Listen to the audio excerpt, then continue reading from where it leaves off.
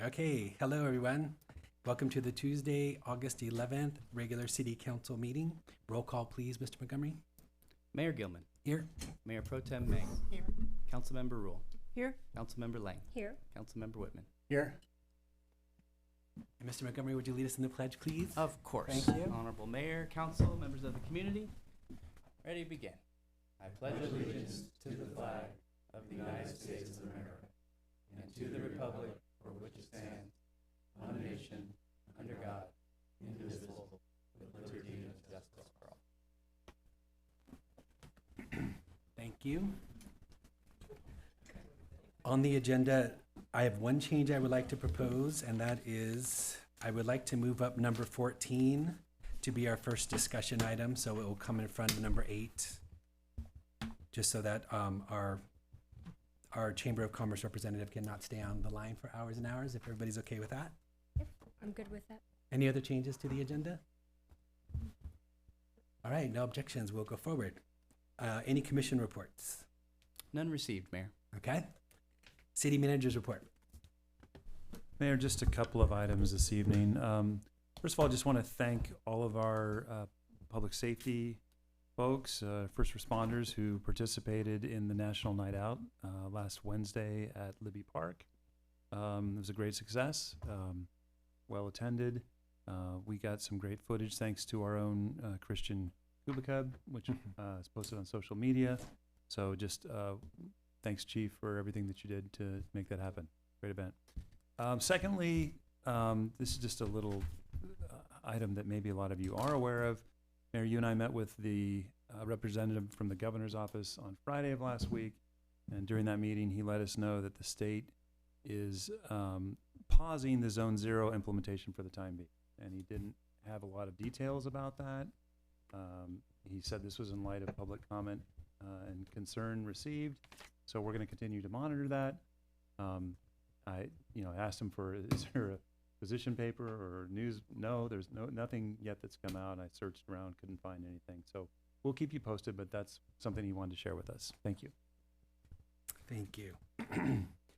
So public communications, these are items that are not on the agenda, and I have a few cards here, and then we'll go online after that.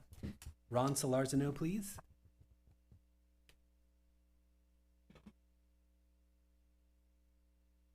P.S. Check out this new podium right here. I Look how was beautiful checking it is. out. Thank you, That's James amazing. Hahn. Mhm. Yes. All right. Well, thank you, members of council. My name is Ron Solorsino. I am the regional librarian for the Ojai Valley. And so as of this month, as of the first of the month, the Ojai Library has closed for renovations. We are doing some packing and taking care of things to make sure that we're ready for construction to begin. At this point, in about a week, they're going to be coming in. So a couple of things I wanted to highlight with that going on. First is that as of this Thursday, the 13th, the mobile library will be visiting the Ojai Community Farmers Market every week on Thursday at 3 o'clock. There will also be a story time at 3:30, and you can utilize all of the regular mobile library services there. That includes getting a library card or checking out items that they have there. You can talk to the staff there about other things that you might be able to do with the mobile library as well. So that's going to be every Thursday, 3 p.m. at the Ojai Community Farmers Market. The other things I wanted to highlight is that if you're going just by distance, the next closest of our library branches is the Miners Oaks Library. And that library, in addition to, again, having all of our regular library services and some of our staff out there as well helping out, also has something that is a little less common, which is express hours. There are express hours at the Miners Oaks Library every Saturday from 10 a.m. to 5 p.m. If you are a library user who has updated your card to an express card, you can use your card to scan in and enter the Miners Oaks Library on Saturday during those hours. The library is not does not have library staff present at that time. It's a security guard only, but you can again pick up holds. You can check items out from the library. Anything else you might need to do, just get in from the heat. You can do that at the Miners Oaks Library with an express card from 10 a.m. to 5 p.m. That's all I have for now, and thank you all so much. Thank you, sir. Appreciate it. Yeah, I'd like to just add something, which is, I just learned, but maybe it's more out in the public than I'm aware of, but in addition to the library remodel, they're totally reimagining the courtyard in front of the library. They're gonna do a native plant installation and cultural aspects to it. It's gonna look totally different than it does today. Yeah, no, absolutely. Stay tuned for more information on that project as it develops. They're going to be looking for to get the word out a little more soon. Thank you for that. Appreciate it. Next, I have Nicholas Wiseman and then Candace Menigan.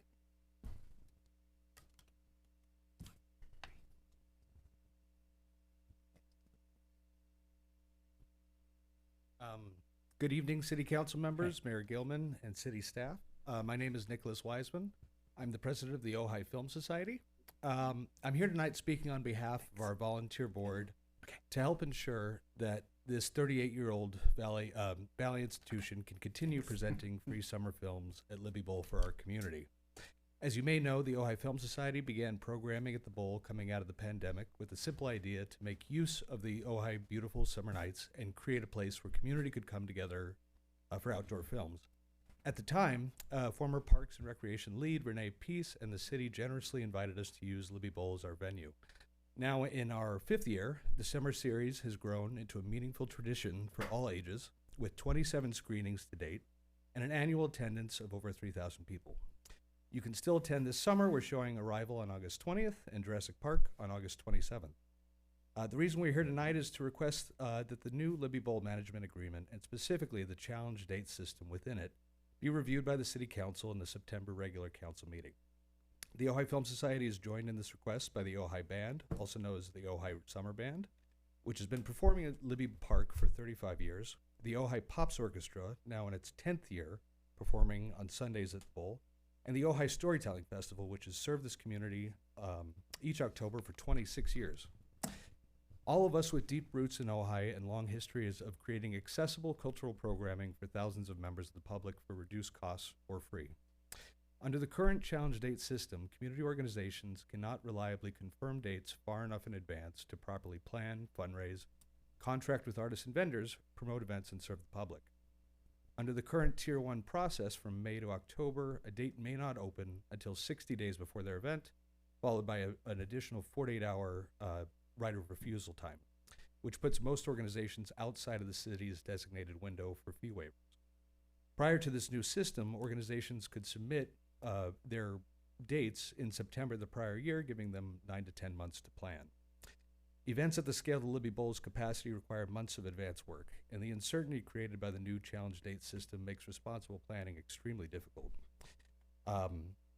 We believe the experience of these 4 organizations is exactly the kind of community feedback that is relevant for the City Council members to review this ahead of the November 15th deadline. So our request tonight is straightforward. We are asking the City Council to begin that review now rather than waiting until November, to reconsider the challenge date system that the community organizations can request and secure dates with enough lead time to plan, and to consider recognizing the Ojai Film Society, the Ojai Band, the Ojai Pops, and the Ojai Storytelling Festival as legacy Ojai organizations with consistent annual dates and fee waivers. This would equate to 20 dates of the total 180 days available in Tier 1. All right. Thank you. We got it. And you've submitted a good document that's detailed, so we have that in here. Okay. Thank you. All right. Candace Menigan, please. Thank you. And then Randy Cox. Good evening, Mayor Gilman and City Council members. My name is Candace Menigan. I am on the board of Friends of the Santa Clara River and Save Open Space and Agricultural Resources. Friends of the Santa Clara River is a local nonprofit that protects and does natural resource protection and conservation, as well as cultural resource protection across both Ventura and Los Angeles counties. We are also a member of a larger group called the Biodiversity Working Group, and that has developed a community vision and policy platform to support biodiversity across California's Central Coast. And really, I'm here today to say thank you, because I believe a few weeks ago the city actually did adopt a biodiversity resolution We started with the adoption of these resolutions in the county of Santa Barbara, and we really are now focusing on Ventura County, and we're happy that you have been early adopters along with the city of Fillmore. And I just wanted to say that, you know, we're heartened, and we are looking forward to working with you. You know, what you said about the nature garden in front of the library, it's these opportunities that by adopting policies like that, that we can really embolden and mainstream biodiversity into city planning on a larger scale, but also on the smaller scales. And so I'm just here today to say thank you on behalf of those 50 organizations across the Central Coast that are doing this type of work to protect our biodiversity during a biodiversity collapse and during global climate change. And so the action that the city took was really a big one and a welcome one, and we just are very grateful. Thank you very much. Appreciate it. Thank you. Yeah, that's very nice. Randy Coggin, please, and then Pat Tumamite. Good evening, Mayor and Council and staff. Well, I previously sent you an email to each of you. I'd like to read this into the record for the benefit of those that are here tonight and those watching online. There are significant concerns that are being raised in the community regarding the lack of information about evacuation planning for the city in the event of a evacuation level major emergency such as a wildfire, earthquake, flood, or the like. As you know, evacuation planning is the responsibility of the Ventura County Office of Emergency Services, OES, which is a department of the Ventura County Sheriff's Office. While actual evacuation routes cannot be determined until the time, type, and location of the event are known, there are some actions that can be taken that I believe can alleviate some of the community's concerns. Accordingly, I'd like to make the following recommendations to City Council. 1, the city contact the Sheriff's Office, and as part of the city's contract with them, request that OES perform a scenario-based evacuation planning for the city. If this has already been done, then OES can simply share this with the city, and it can be shared with the residents. With proper caveats, the results of this scenario-based planning can then be shared with the city's residents to illustrate that the city is being proactive in this regard. I also sent you some information about CSAFE. And CSAFE is a comprehensive framework for developing emergency evacuation simulations to enhance pre-disaster preparedness. This isn't rocket science, and a number of organizations are doing it. 2, that the city acquire and test message boards that can be deployed if any of the 4 primary evacuation routes to the city are impassable, providing directions for evacuees to passable evacuation routes or temporary refuge areas. I believe that in completing these steps, along with the city, hopefully, due to Ben's efforts, obtaining the grant to install the 2 planned warning sirens, this will go a long way in alleviating the community's concern about evacuation planning for the city of Ojai. And in the couple of minutes I have left, I just want to make a comment to what Ben said about the state and Zone 0.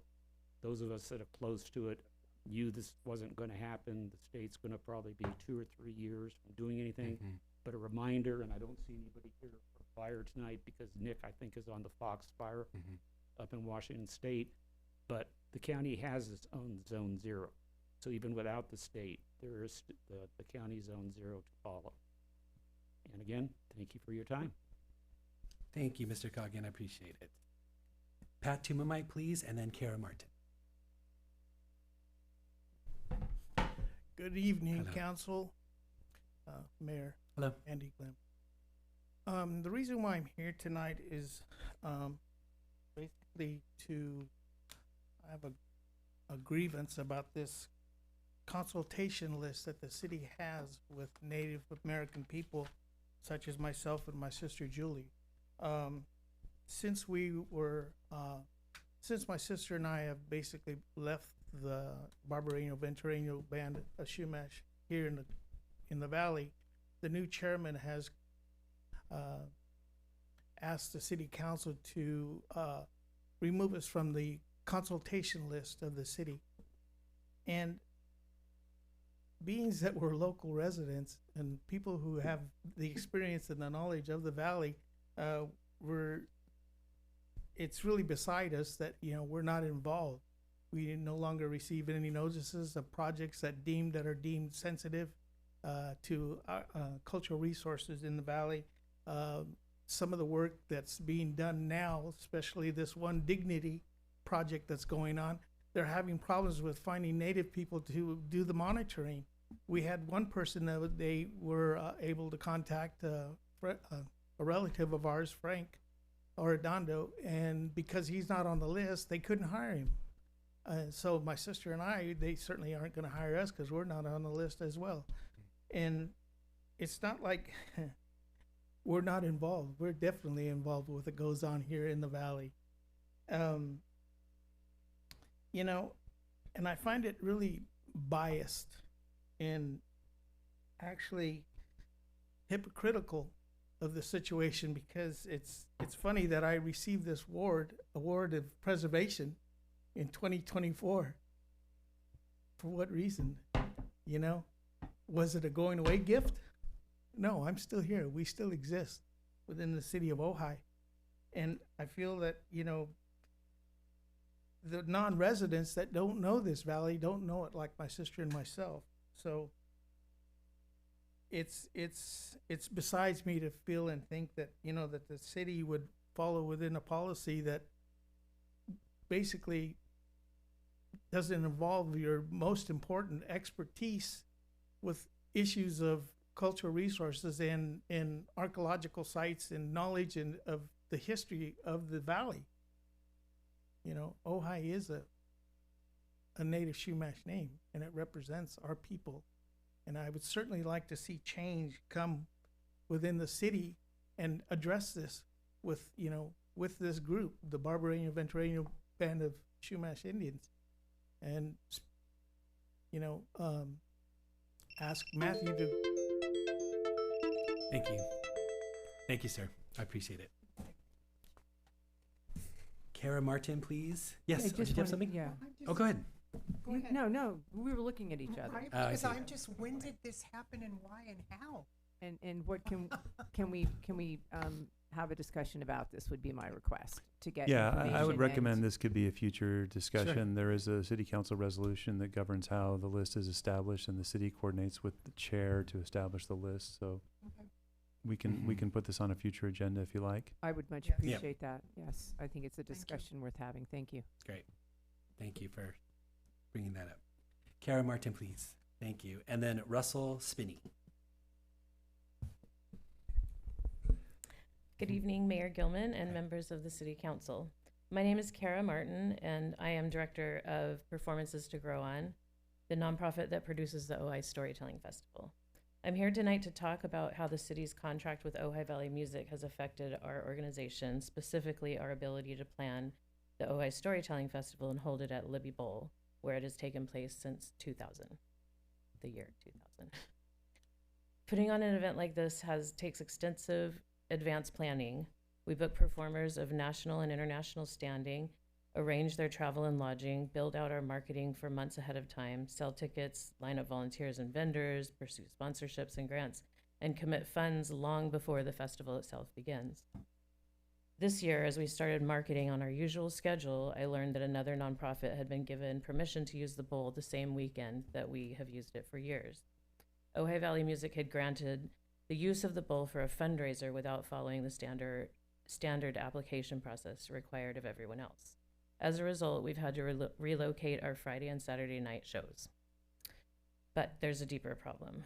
The city's agreement with the Ojai Valley Music allows it to deny any groups except those with legacy status the use of the bowl up to 60 days before a scheduled event, from May through October. That means nothing can be finalized until 60 days out. We had already begun booking performers for 2028 when we learned of this rule. Instead of planning confidently several years in advance, as we used to, we now can't even count on a full year. Not knowing our venue or expenses early enough creates a cascade of problems. It delays when we can contract performers, apply for grants, approach sponsors with a real budget. It pushes back our advertising and tickets, it makes securing housing for the performers harder, and it undermines our ability to make sound financial decisions. For international performers, it's a deal breaker. 60 days simply isn't enough to apply for and receive a U.S. work visa. A simple solution for all of this is to grant us legacy status along with the 4 organizations named in the contract: Ojai Music Festival, the tennis tournament, the Lavender Festival, and Ojai Day. The Ojai Storytelling Festival is a local nonprofit that has been part of this community for 26 years. Every dollar we raise goes straight back into producing the festival and supporting Performances to Grow On's arts education program.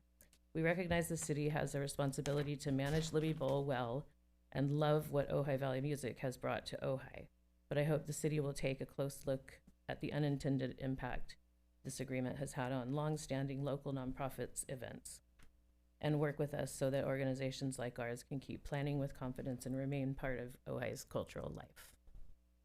Thank you very much. I would say to Ms. Martin, but also to Mr. Wiseman, it will be something that we will be bringing forward, just so you're clear. Russell Spinney, please, and then Scott Weiss. Thank you, everybody, for this opportunity. It's my first time to be able to speak here. Welcome. And in support of Patrick Tumamade, who you just heard speak, and his candidacy to be re-added to the consultation list along with his sister's candidacy and other local native consultants. Who am I? Very quickly, I'm a PhD in modern German history. This is my 30th year of teaching at 11 different institutions, universities, high schools, in places like Baltimore, Santa Fe, and here. It's my 8th year here in Ojai, and at the Thatcher School, I'm the head of the history department and the global studies program there. In these 8 years that we've been here, lots of local connections, working with coaching my own kids in the AYSO program and volunteering for OIES when they are in that program, but particularly more recently with the Women of the Valley Project and the indigenous work that I've been doing along with other work with Matthew Vestuto, who I've worked with before in our science program, and Patrick and Julie Tumamate in history and ethnobotany with Lanny Kaufer, who will speak here later in a few minutes. Where we have now opened up Thatcher's Classroom as a native classroom for Lanny, for Patrick, and for others to work with people in our community to learn more about native history, ethnobotany, and other things. I do not know why he was removed from the list. He's asked me to speak on his behalf, and so I have a few things just to share, both historical and personal, professional. In my work, I've worked at Santa Fe, in Santa Fe Prep, where I started working with indigenous communities and developing indigenous studies. So at Thatcher, I've continued those things. And what I've learned along the way is that historical exclusion of indigenous peoples from democracy is a long result of all of this. And I've seen divisions in different native communities that I've worked with, like the Pueblos, and I sense also here in the local Chumash band. So I was surprised to learn that the Tumamates are not on the list for local cultural preservation work. Also, there's that history of divide and conquer and working with one group of native leaders at the expense of others. And because of this, it is something I think that is very important to be very aware of and be mindful of. And I also want to support all indigenous efforts in those ways. And with the Tumamates personally, I have spent the last few years getting to know them, meeting with them for coffee in the park, to build trust, to listen to them, and to support their efforts. Both are cultural knowledge keepers. Their father, Vincent, there's a trail named after him, and there's long, deep roots here. And I know of Patrick's recent award from the city for his experience in cultural preservation, and have seen him doing that monitoring work at Thatcher. And with Julie, as many of you may or may not know, she is a cultural resource in the valley for the Chumash worlds, especially for children that she reaches out to and works with a lot. And she's even been recognized, and you can find her in a National Geographic a few years back, where she was representing Ojai and indigenous work here. And I speak with passion, and that's coming forth, and I apologize for that emotion, but it reveals I think the importance of this. And so I just ask honorable council members that you would consider this history, and you consider these people and their work. Thank you, sir.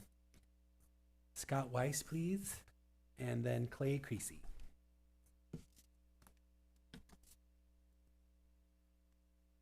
Good evening, Mayor Gilman, Hello. City Council members, and City staff. My name is Scott Weiss. I've been with the Ojai Summer Band since its inception 35 years ago. I'm the co-manager, trumpet player, and one of the conductors. I'm also the founder and musical director of the Ojai Pops Concert Series and the Ojai Pops Orchestra. This year will be our 10th anniversary season. There's our 4 longstanding valuable community organizations before you asking for legacy status. We're asking to include fee waiver and priority scheduling for our events as part of the legacy status.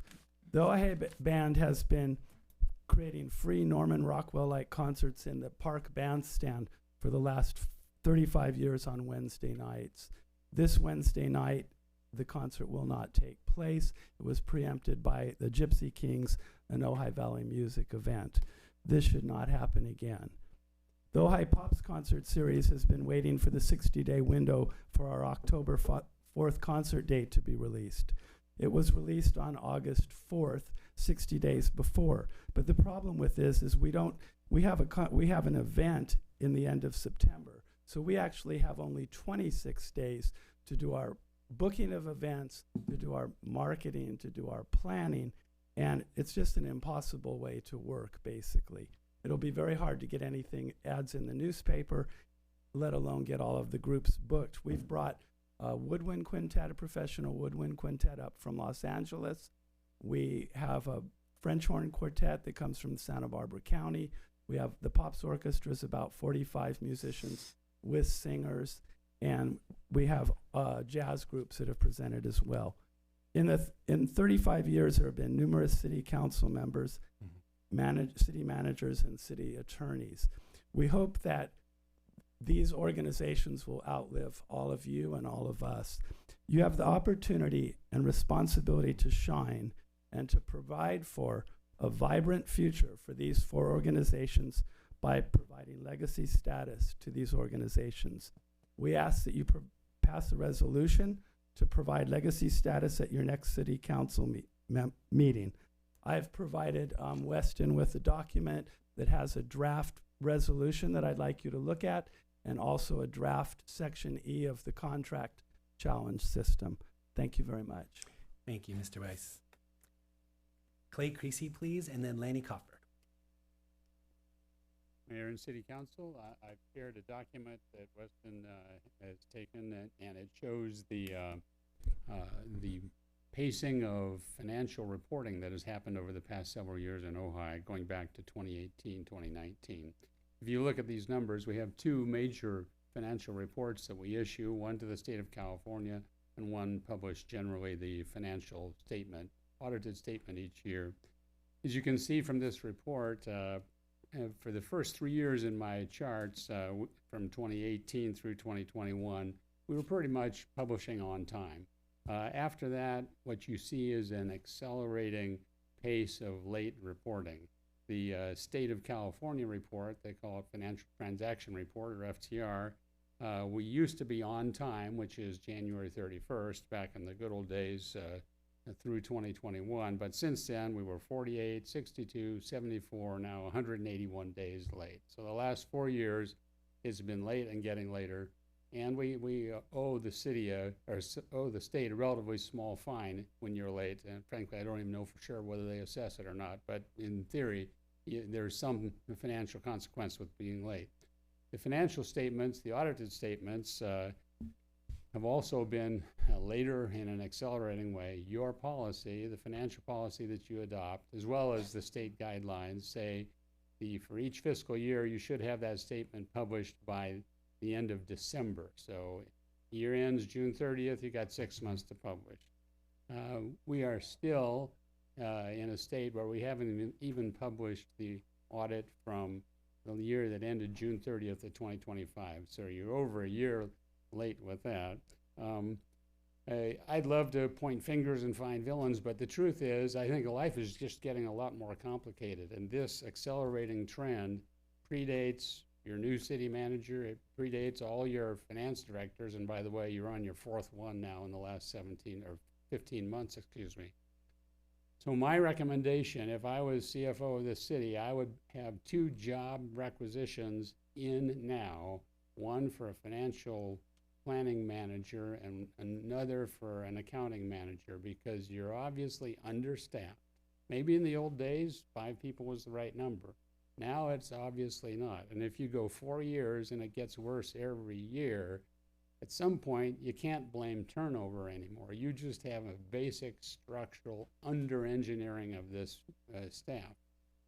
And the final notion is, if there's a job that takes 5 people and there's only 4 people to do it, those 4 are gonna be pretty stressed, and 1 or more is gonna drop out. Then you've got 3 and you've got 2, and the whole thing, you know, falls apart. So add 2 people to finance is my message. Thank you. Thank you, sir. Lanny Coffer, please, and then Delaney Labar. Hi. Hi, Mayor Gilman, Council, thank you for this opportunity. My name's Lanny Coffer. I have been leading ethnobotanical interpretive walks and hikes in Ojai since 1976, so celebrating 50 years this year. I first moved to Ojai in 1969, so I will never be able to say I'm a native, but I've seen a lot here. And because of the nature of the work that I do, ethnobotanical work, I'm here to, on behalf of Patrick and Julie Tumamayat. I knew their father, Vincent. In fact, there's been discussion about legacy events in the bowl. My brother, Michael Coffer, and his friend Carrie Sterling co-founded the Ojai Bowl Full of Blues, which occurred here for 25 years. And they started a legacy tradition of asking Vincent Tumamite to lead a Chumash blessing to open that event. Something that's become almost a routine thing when you see city events, nonprofit events, private events, this interest in acknowledging that the Chumash are still here and asking their blessing on the uses of our land here. So continuing that tradition all these years have been Patrick and Julie Tumamayat. And as Pat said, there's nobody that knows this valley, that knows the Chumash culture and traditions, that's trained as archaeological monitors, as cultural consultants, the way that they are. So when I learned that they had been removed from the consultant list, I was shocked. And I just had to come down here and find out how that happened. So I was hoping I could even get an answer tonight, but I know things have to take their time to work out. But I think this is, I don't know what's going on within that organization, and that doesn't really concern me. What concerns me is these are the 2 most qualified people who have given of their time and their lives to this community and to the Chumash people. And if anybody should be at the top of that consultant list, it would be the Tumamites. Thank you. Thank you, sir. And then just to be clear, not removed by us, but we'll figure it out. Delaney Labar, please, and then Larry Steingold.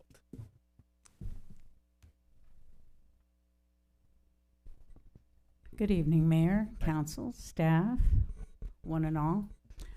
Delaney Labar, I live here on Blanche. And just a quick thing to get on the radar. I don't know how many of you might be aware that the flock cameras are taking a lot of heat and communities are dropping their contract. There are other companies who also do the same thing, but Flock in particular has an extremely bad reputation. And you may have seen the article in the LA Times this last week that, meaning no disrespect to our law enforcement here, but 50 police officers have been arrested for abusing the system and stalking women, ex-wives, cute gals they'd like to get to meet, whatever their thinking is. So we might, I don't know if we have this contract in place. You know, this word on the street is there's a camera in Miners Oaks or in Oakview. I don't know. But I think it's something we want to be aware of and think about whether we want this, because especially with the immigration, it's a real problem because it's getting the license plate, it's getting the picture of the person behind the wheel, and it's just more data collection on private citizens who are simply driving to work or taking their kids to school. So I wanted to bring that to your attention to consider whether or not we have one contract, that is, and perhaps we don't want it if we have it. At least you would want to go with a more reputable company at this point. Okay, thank you so much. Thank you so much. I appreciate it.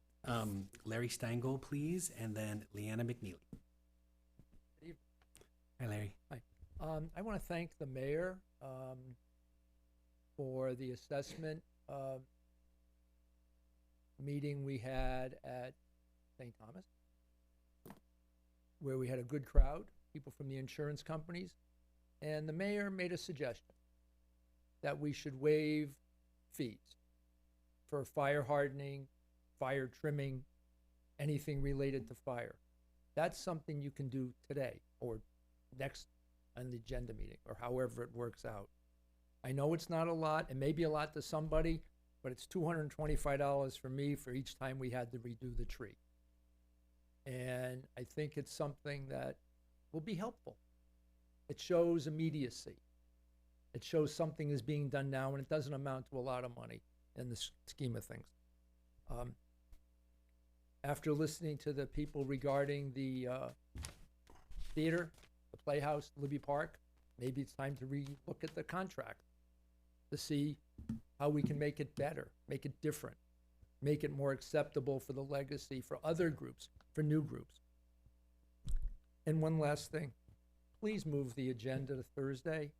Just instruct the city manager to make it happen, because when we have a Monday holiday, they still get it out on time. So maybe we pretend a week and he gets it out on Thursday. I mean, it shows transparency. You want engagement. You want people here. I mean, not everybody can read the agenda on their phone. And it's really no fun. It's actually nice to read it in the paper occasionally, and then you have to follow up. But it gets people here. So please move the agenda. Thank you. Thank you, Mr. Steingold. Leanna McNeely, please, and then Elena Rios.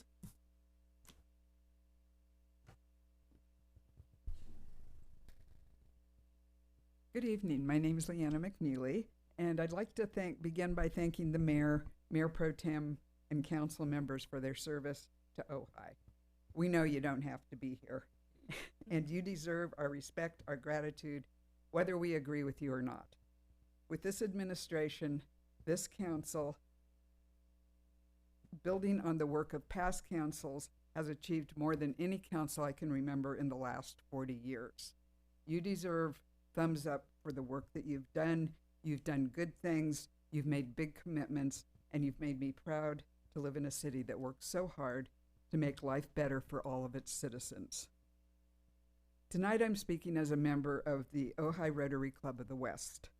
We've supported the Ojai Summer Band program since its inception. The contract signed with the promoter, as you've heard, Ojai Valley Music, gives them priority over 164 calendar dates. Everyone understands that booking groups to a small venue is no easy task, and anyone who's paid attention to the recent concerts is happy to see a more vibrant group of performers than we've had in the past. Also, as you've heard, this agreement impacts multiple long-standing and cherished programs: the Ojai Pops, the Storytelling Festival, the Ojai Film Society, the summer series Ojai Band Concerts, and many other worthy nonprofits. These groups deserve legacy status and protected dates for their programs, not because these programs have been around for decades. Mere existence does not earn a right to legacy status, but because they represent the best of what Ojai is. Most of the impacted programs are entirely or partially free to the public. They build community and they reinforce what makes Ojai, Ojai. These programs represent the inclusionary ethos of our town. Not everybody has $150 to see the Gypsy Kings, but people can afford a 50-cent balloon for their child to take care to carry in the balloon parade. And I'll bet that tomorrow night, the night that would usually host the band concert, you will see people of all ages, many with children in tow, confused because there's no band concert and no balloon parade. Ojai is a welcome oasis of small town values, evidenced by so many of the events that the city celebrates, whether our parades, our public concerts, Ojai Day, the list is long. The city needs to support the organizations that bring value to all the citizens of the valley by giving them the protection, these groups the protection of legacy status. Thank you. Thank you. Elena Rios, please.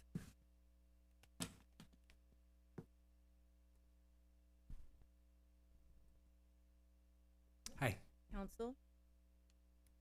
My name's Elena Rios, and I'm an auxiliary battalion chief with the Chumash Fire Department, Santinez Band of Chumash Indians, where I've also received training as a cultural specialist from tribal elders and archaeologists, which has really enhanced my perspective on what it means to be in relationship to land and place.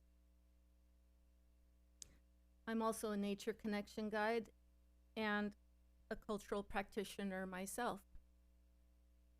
I remember when Julie Tumamamaya created the nonprofit that is called the Barbareño Ventureño Band of Chumash Indians about 20 years ago. I've been living in this valley for about 30 years or so. And so I think it's worth mentioning that the BVBMI started out as a nonprofit. And as a nonprofit, all of the descendants of Barbareño Ventureño Chumash Indians did not necessarily join the BVBMI. So it's important to note that the BVBMI doesn't necessarily represent the views of all BVBMI members, as all are not members of the nonprofit. So this invites us to think a little bit more deeply about what it means. Also, in my work in the fire department and as a board member of a nonprofit called Sacred Indigenous Preservation, I've learned a little bit more about some of the things that we're talking about. And I know that the nonprofit that Julie started helped the BVBMI gain state recognition from the California Native Heritage Commission. And so I understand some of the parameters of that. But I hope that because I know Julie and the Tumamaya family are true locals here, that the city can come to a conclusion that is fair for all Native cultural consultants, especially ones so deeply tied to this land like the Tumamaya family. Thank you. Thank you. I have no more cards. Anybody online for general comments? Yes, Mayor, we'll move on to Zoom. Okay. First, we have Eric. Eric, you may unmute and you have the floor. Hello, Mayor Gilman and members of the City Council. My name is Eric Cardenas. I'm working at the Santa Barbara Botanic Garden. And like Candace Menigan before me, who's in the audience there, I just wanted to come on here and offer gratitude a couple of months after the fact for your recent passing of your biodiversity resolution on June 23rd. It was something that, as Candace mentioned, we have been pushing and promoting throughout the region to really start to uplift the importance of biodiversity, to highlight the fact that we are in a biodiversity crisis, and that there's a lot of really, really important work happening throughout the cities and the counties on the South Central Coast to address some of these issues and really try to have some positive impact. So your leadership in elevating this resolution and adopting the resolution a couple of months ago is really, really important as we build a movement and we continue to build a conservation movement in support of biodiversity. I am the current chair of a biodiversity working group, which is made up of 50 organizations, including the Ojai Valley Land Conservancy, the Ventura Land Trust, a whole sort of organizations throughout the Tri-County region. And if the Botanic Garden can offer any resources, particularly around native plants, which I've heard referenced a couple of times at this meeting already, we would love to be a resource for you. Our other colleagues who have spoken before and who I think may speak after me are also here to support their expertise however they can. So thank you for your leadership. We really appreciate it, and let us know how we can help in the future. Thank you. Next, we'll have Bree. Bree, you may unmute and you have the floor. Great. Hello, and thanks for your time. My name is Bree Sliker, and I'm the Director of Grants and Engagement at Farmhand Foundation here in Ojai. We're an agricultural nonprofit with a demonstration farm in Miners Oaks at the intersection of El Roblar and La Luna. I'm here as a member of the Biodiversity Working Group as well, and we are a network of like-minded organizations across Santa Barbara and Ventura counties working to advance solutions for protecting and enhancing biodiversity in our communities. In this collaborative working group, we bring together our collective expertise in wildfire resilience, wildlife and habitat connectivity, and in our expertise as Farmhand Foundation in agricultural landscapes. And so I'm here representing with Eric and Candace, who spoke before me, in thanking the City Council for your leadership in adopting the recent biodiversity resolution. And this is just a critical state in going forward to elevate biodiversity and how we plan, manage, and invest in it in our communities across the Central Coast. And we are a local partner here in the Valley who are involved in this effort, and like Eric, offer our assistance and expertise in any projects going on throughout Ojai. Thank you all, and have a great evening. Thank you. Our current last raised hand, we have Martin. Martin, you may unmute and you have the floor. Good evening. Good evening, Council, Mayor. My name is Martin Fleischman. I am a partner of Ojai Valley Music. Been listening with interest to previous speakers, and I think it's no secret that the Libby Bowl concert season used to consist of not much more than Journey tribute bands. Now, Ojai Valley Music has brought world-class artists like Laurie Anderson, Mavis Staples, Jacob Collier, and Big Thief to the bowl. And as people pointed out, tomorrow night, Gypsy Kings. There's still very few tickets available, if I may plug. And it's no coincidence that we have Ani DeFranco on Friday either. It's not something that can happen if our booking process gets unnecessarily cumbersome. We've worked with the petitioning organizations, among others, over the last 2 years, waiving our contractual rights to accommodate their needs. We ensured that the Ojai Film Society got their 6 dates by mid-February, leaving a full 5 months ahead for planning for their series. I did hear the gentleman from the Film Society say that it takes months of planning for his events, and I agree, and he had 5 months. So that's, to me, that seems like months plural, more than 2.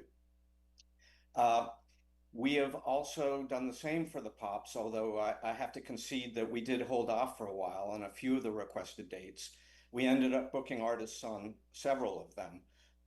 And the last one, yes, we granted 2 months out, and that speaks to the process.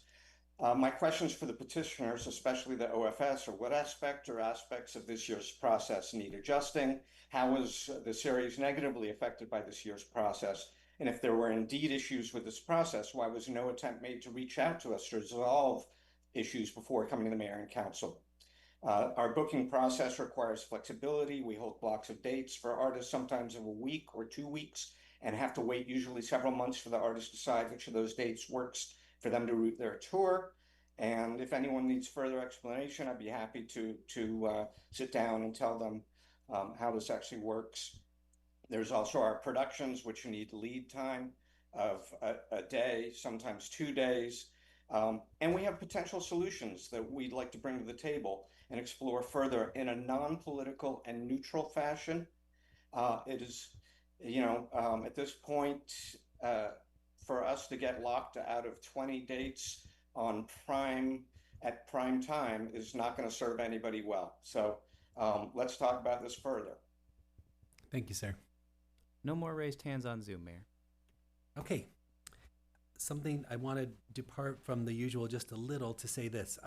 Sometimes we have comments on consent calendar items that don't get pulled. Sometimes there are comments after they're pulled. So want to try something, hopefully you'll agree, is open up just public comments for consent calendar items to the public. They can speak on any of them they wish. Then we can decide whether we want to pull them or not. Does that seem okay to everybody? Any objections to that? Okay. Mayor, I just have Yes, one please. comment. Before we Go ahead. embark on that, there were a number of comments during public comment. You touched on some, but I think that it's important maybe that I Go ahead, please. provide some input to the council on some of these items. So, Go ahead. we are bringing a discussion item regarding the legacy events pursuant to the Ojai Valley Music contract back, and that's pursuant to contract requirements. It requires it before November 15th, 2026. We will certainly do so. Yep. It won't be at the next meeting, and it might not be in September, but we are going to bring it back as required. It's important to know that the city receives the cultural monitoring list from the tribe. We do not establish the list ourselves. Okay, and I understand the issues. I clearly understand the issues, but I just think it's very important for the council to know that's how we obtain the list. We do not create the list on our own, and nor does the resolution that the council passed back in, I think, in 2018, allow us to do that. We can certainly revisit this as a topic, but that's what you need to know. There are no flock cameras in Ojai. There are flock cameras in the unincorporated areas outside of Ojai, but none in Ojai. And pursuant to council direction, we are going to be bringing back a concept review item on agenda timing and just a general agenda management that will come to you in September. Thank you. Thank you. I appreciate that. Any comments? Yeah. Yeah, I mean, I definitely don't want to get into a discussion, but at some point, I think to figure out how we move forward with the contract, you know, it would be very, very helpful. I think it was mentioned. I think everybody wants to come together and figure this out. You're so talking about OVM. Yeah, OVM. Okay. So, I mean, this isn't a Yep. discussion item, but potentially we need to have a discussion For item sure. to figure out the best way to broach this so that no one feels like they're being Absolutely. told from above. Agreed. There is I think, you know, a cooperative solution here that we should all work towards, and I'd Totally like to agree. figure out what that process actually looks like. Absolutely. Um, I think we all agree with that. Yeah. Okay. And Go, please. I also think I appreciate the city manager's report on the flock camera situation. I think it'd be useful at some time just to get a presentation so that we understand it is a big issue among the community and a concern. I was planning to ask to put it on the agenda tonight. If we don't have flock cameras, then we don't have to go through an action item, but I think it would be good to have an informative presentation so that the community hears where we are. I'm looking at you, Chief. If I might suggest, I would also broaden it a little. We heard a little at that night about some new technology that some communities are using. It's a technology update and a privacy update. Yeah, I guess. absolutely. I can Yeah. put some together for everyone. Yeah, That would no be problem really doing useful. that. Yeah. Thank you. Thanks for bringing that up. Okay. So if anybody in the audience wants to comment on a consent item, please give Mr. Montgomery a card. Mr. Steingold, you have 3. Can you consolidate them into one comment? Please try. Thank you. Okay. For city warrants, number 2, thank you, okay, for making a column and putting that all into groups so we can see exactly what.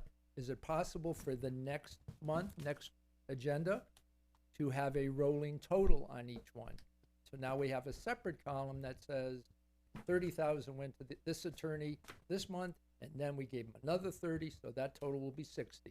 And we'd see a rolling total of every spending item, which would make it easier for you, and it would make it easier for us. Number 4, the Ojai Municipal Code, putting something on, I guess, they wouldn't call it a zombie ordinance. They would you're just putting it on the shelf and temporarily. However, you might want to talk to your attorney or how they're suggesting it, because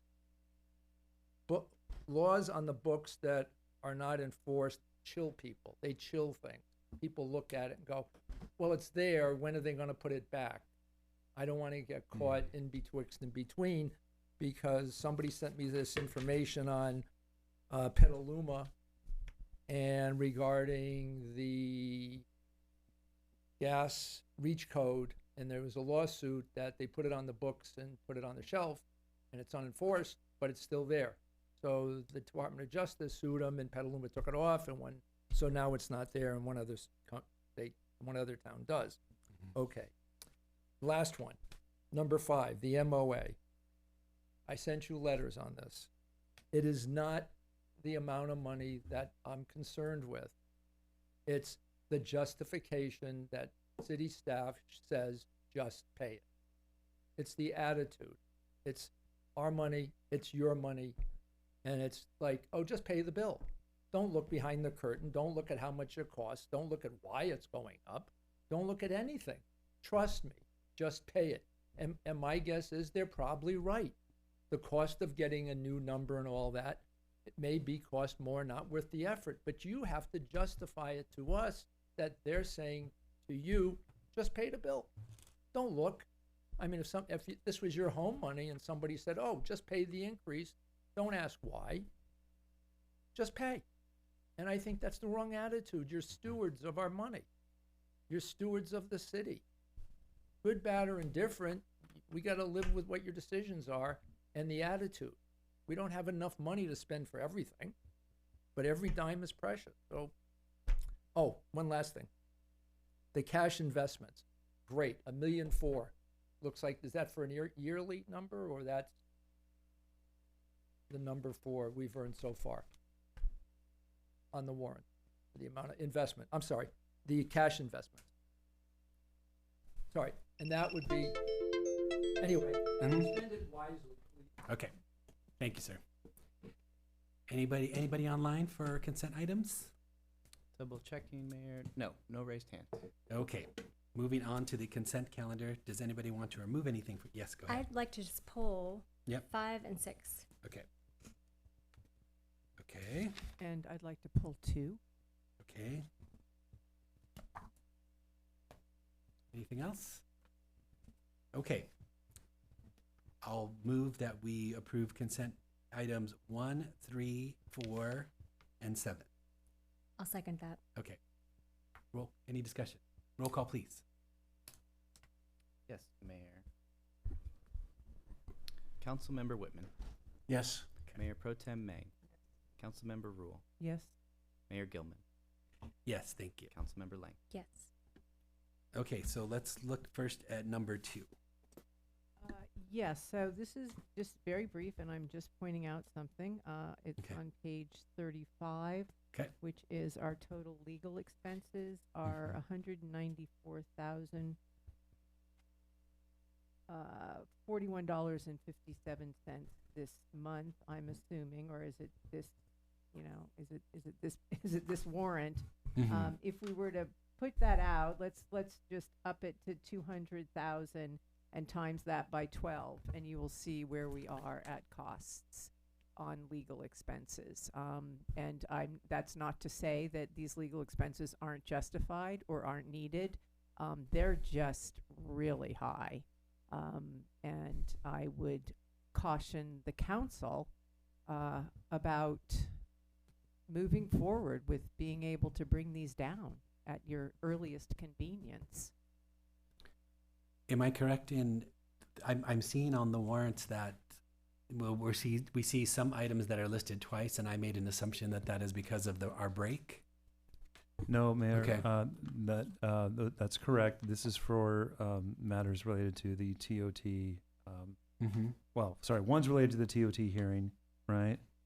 Where's the twice under the legal that you're seeing? Well, for example, I'll use one example. If BKS Law Firm. Yes. And I see that there's 2 items for BKS Law Firm. Am I seeing that correctly? Hold on 1 second. There might be 2 payments, but I'm looking at the disbursements by category.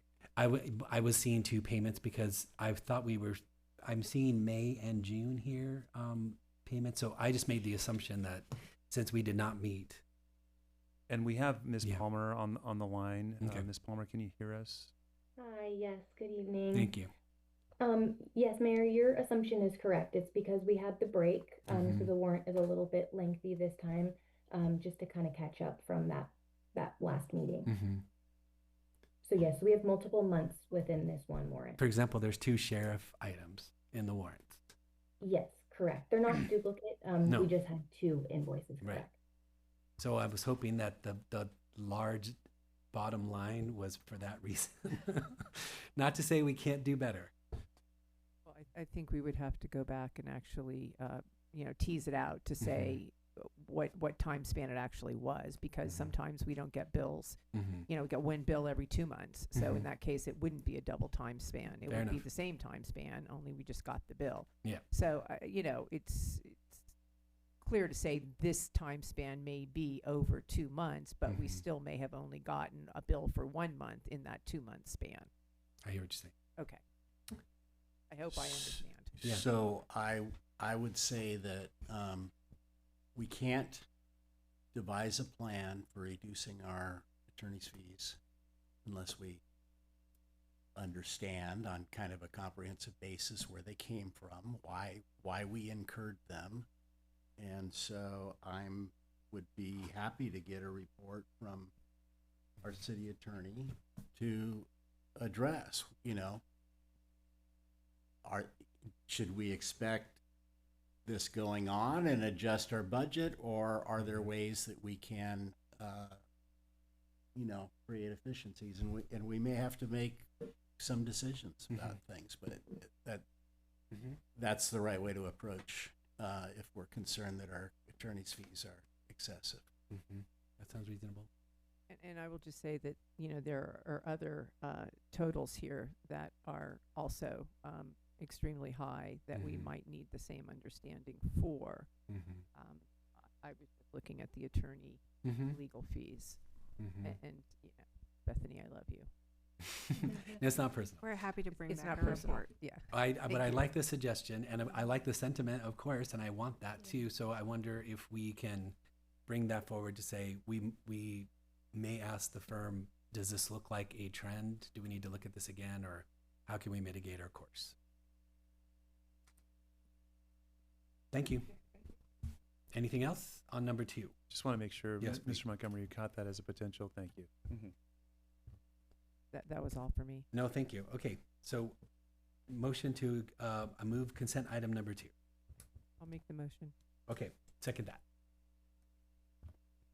Shall we just do them as they go through? Yes, Mayor. Okay. Mayor Pro Tem Meng. Yeah. Councilmember Lang. Yes. Councilmember Whitman. Yes? Councilmember Rule. I seconded it, but I can say yes. Roll call now. Oh.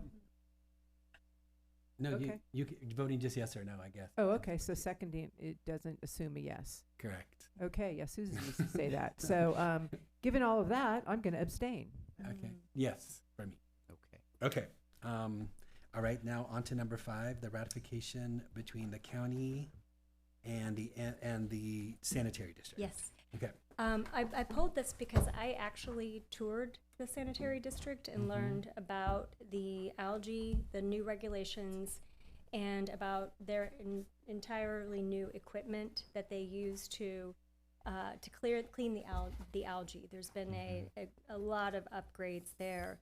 And so I wanted to just speak to the public comment about the fact that those were 2 of the reasons, and correct me if I'm wrong, but those were 2 of the reasons why we have the additional amount. And this particular algae, from what I understand, is really hard. You have to have UV. You should see these processes. It's like I was so blown away and in awe of how much goes into cleaning our water, but particularly this algae is difficult. So you have to have all these UV lights and all of these non-chemical processes and vats full of bacteria and bugs. It is the most interesting science experiment that I've ever seen. And also I will say that the sanitary district they received $30 million grant, I believe it was, to build all these new facilities to keep up with the regulations from the state and from the Los Angeles water basin. And Ms. Palmer, feel free to correct me or to jump in here. But there was a lot of grant funding that went into these facilities, and unfortunately, with the regulations related to PFAS, the forever chemicals, this kind of algae, And really, the environmental changes with our warming climate, these are unfortunately costs that we are going to have to incur. Thank you. Anything to add? You No? did a great Yeah, job. well done. Okay. No, but I would like to add to that, we have Haley Luna on Zoom today, and she's the Deputy Director of the Watershed Protection District at the County of Okay. Ventura. So she can speak to anything technical, and I can speak to the process if you have questions. But the reality is I know that the public comment stated this went up like 80, 90%, some crazy number. It's gone up 10%. Over the last 4-year term to this next 3-year term. So it's only gone up 10%. So not a significant amount. So this is an it's an MOA between the County of Ventura, City, Caltrans, OVSD, Sanitary District, and the City of Ventura. I think I got it all. And this is a mandatory, this is a required by state law that we cost share in this. It's not required that we cost share. We could go out on our own and do it, but that's not probably the prudent decision. So the county has agreed to administer this program for us and for these agencies. So there's 2 parts to it. One is, and Haley would be able to speak to anything we have in terms of this, but there's actually 2 parts to this. And one is the monitoring cost, and the other is the sampling, so taking the samples. And these are all required in terms of our MS4 permit. So I can answer questions if you may have some, and Haley's online as well. So I was going to pull this item also, and coming from just a little different. I was struck by the idea that we're paying the same amount that Ventura is, and I'm not saying that there's not a rational basis for that, but I don't get it out of the staff report, so I want to know why we're paying the same amount when we're a tiny city and Ventura is a huge, massive megalop.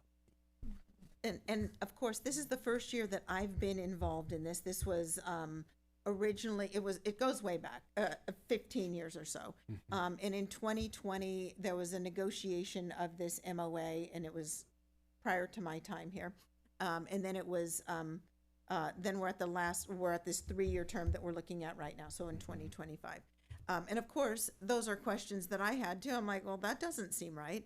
But our MS4 is divided that way too. It's not population based. It's each agency is equally responsible, is what it is. It really is. We're equally responsible.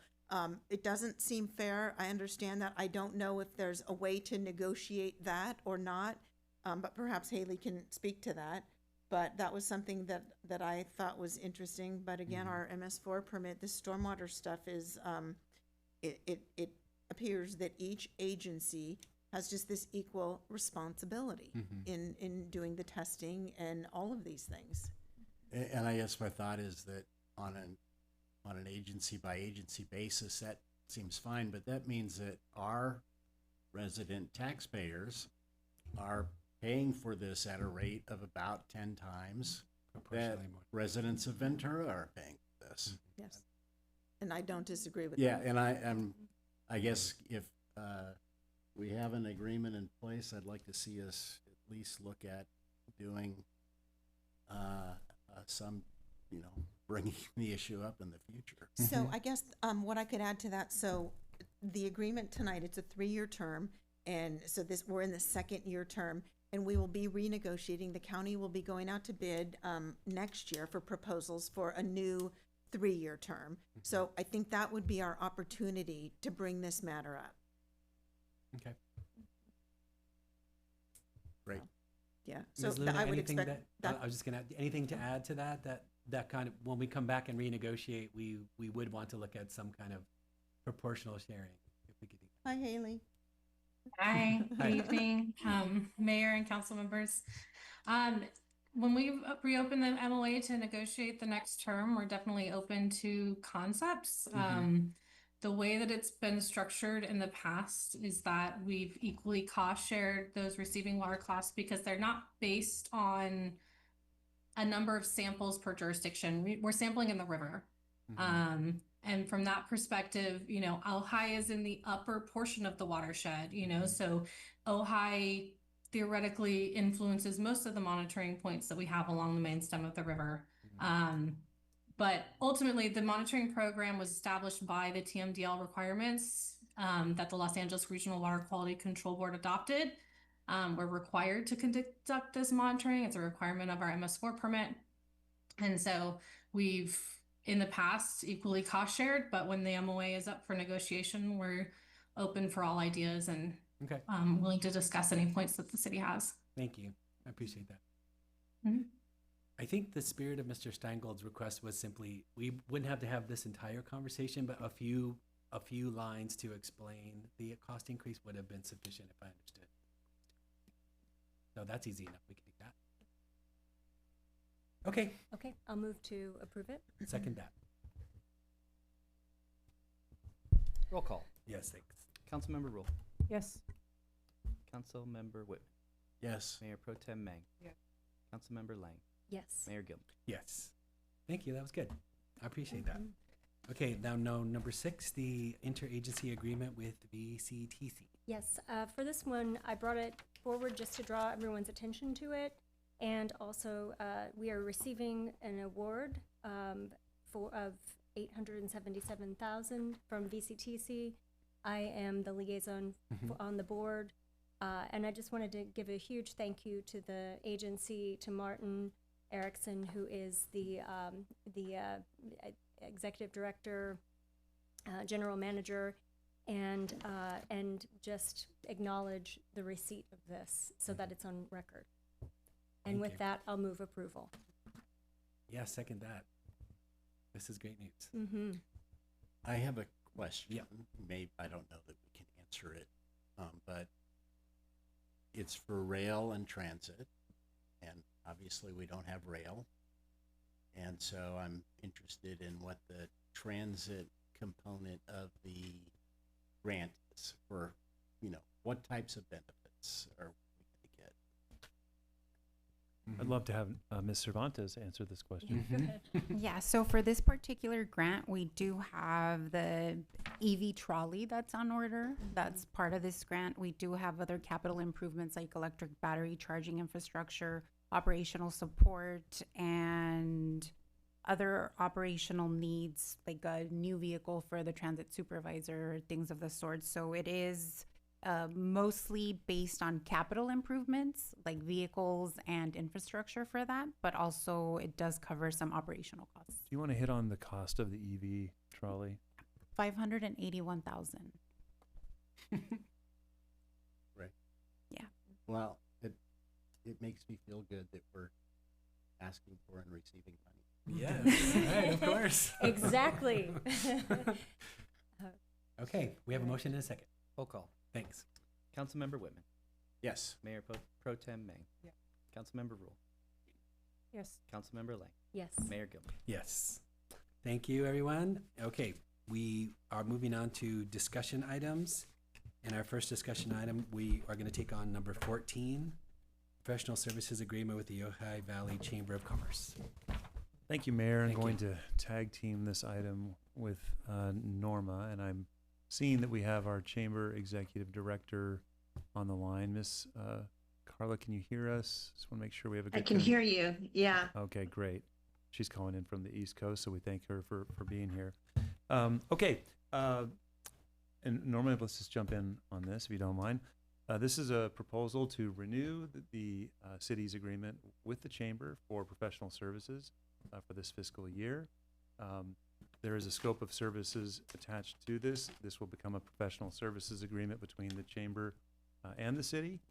And this is for continuation of the good work that the Chamber did last fiscal year. What type of work does the Chamber do? Well, in summary, they are an advocate for our local businesses. What I mean by that is they are coming to us with their concerns, their questions, their needs, presenting that in a manner that we are able to respond to them, looking out for their interests. The Chamber also actively recruits and pursues things like vacancies and appropriate tenants On that note, I want to call to your attention a revision to the scope of services that we need to make, and forgive us for this. Page 251. Yes, on page 251, we call out a couple of specific addresses, which is incorrect, and also a former business. We'd like to change on page 251. This is item, let's see. G1.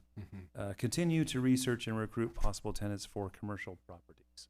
That's really what the chamber does, one of the functions that they do. And this should not call out a specific address or a former business, because they do this throughout anywhere within the city limits. So forgive us for that mistake. That should not be there. The chamber also answers planning and building related questions. They often come to the counter with applicants, acting on their behalf to interface with our staff to make sure that the process runs smoothly and efficiently. They put on special events that are catered to our local businesses and our local population. So I'm really pleased in the short time that I've been here, since we've entered into a professional services agreement with the chamber. We didn't have one when I came here. It really seems to me like we're more connected with our local business community. I feel like we're able to respond to their needs better. And I feel like they have an advocate working for them, and we have somebody that we can go to make broad dissemination of information or requests seamless. Please, Norma, what else am I forgetting here? Marketing. Please go ahead. Website improvement. So they are very collaborative with not only the city, but the other businesses in the area. So it is a very important partnership that we have established with them. So, and I'm sure that the businesses in the community also feel that. We'd be happy to answer any questions that you may have. Thank you very much. Yes. And if I may, before we jump into questions, one point of clarification I just want to make. When the city provides or enters into agreements like this, and you have several, with other organizations, those agreements, while we require the party receiving the city funding to sign an agreement so that we have something binding that they are required to comply with and deliver on certain deliverables, these types of agreements are really in the nature of what I would call sponsorship. And so, the city of Ojai, like other cities, you do formalize that through a written agreement, which is a good best practice. But I just wanted to make clear that this is not a traditional services agreement where you're contracting for services. It's really more in the nature of a sponsorship. Okay. So that actually piggybacks on the question I was going to ask, because I received a public comment about this.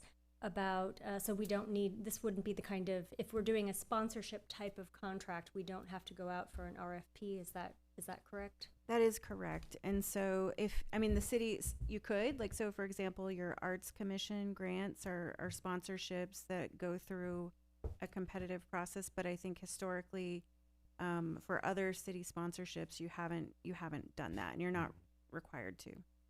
Okay, thank you. Other questions for staff? Yeah, no, I just wanted to say I think that it's a good discussion just to have. So thank you for that. So that, because of the grand jury report and the sole sourcing, it's good to distinguish what this actually is.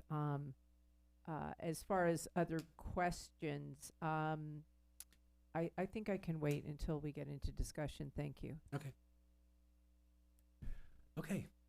I have no public comments on this so far. And we have no raised hands on Zoom, Mayor. Okay. So discussion. You want to start? Sure. So I just wanted to say hi to Carla. Thanks for joining us. And so this expansion, I'm very pleased with. It seems like it's a deal for the city, for sure. And I just want to acknowledge that what we're getting for $114,000 seems to me to be of great benefit, and we're supporting and acknowledging our business partnerships, and I just want to. The scope of the work is pretty broad, and it's kind of diffused as well. I mean, as seminars and business consulting and workforce housing and new events. So I just want to be clear that I hope that we're not asking too much of the chamber or overextending them. You have proven that the chamber is well able to handle this kind of diverse and workload. So I'm pleased with that, and I appreciate that there will be reports back. I think that that's important, just to keep us all up to speed on what's actually occurring. Not only are you doing your job, but to inform and educate us as to what's actually happening. So I think it's great, and I have confidence that this is something worth supporting, and so I do support it. Thank you.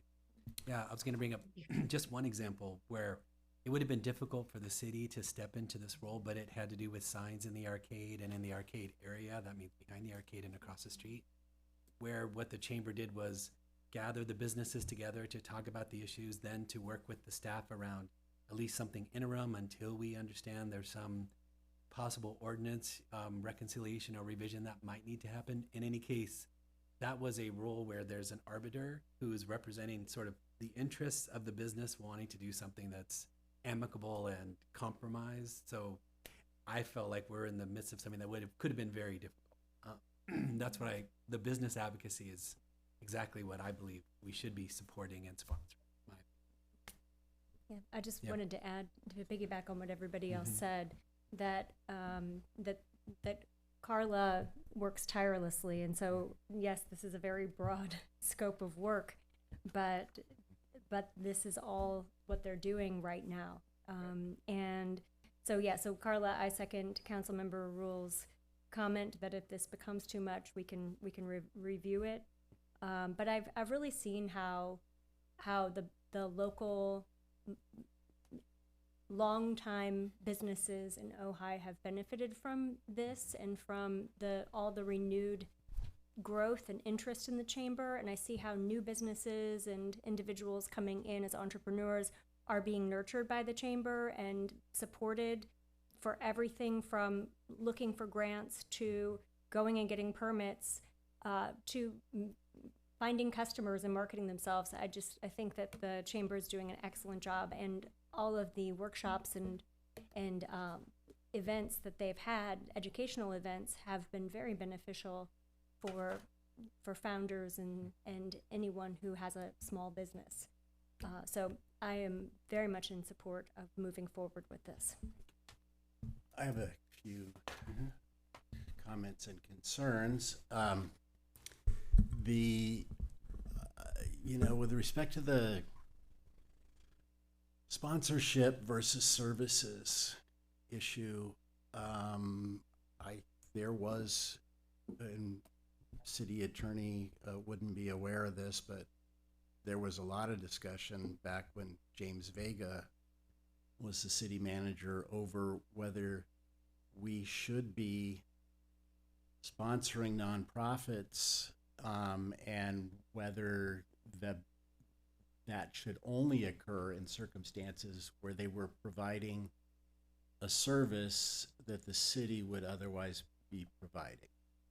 And I think that's why there may have been, orientation towards service.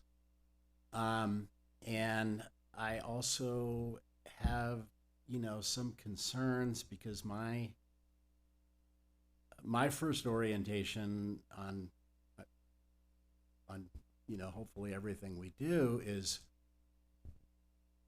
does this benefit our city residents? And you can't necessarily say it doesn't just translate this benefits business and therefore it benefits city residents. And it really struck me the idea that we would be paying for a property owner to find a tenant. I was having a hard time saying, well, now how is that benefiting a resident? It's certainly benefiting the business.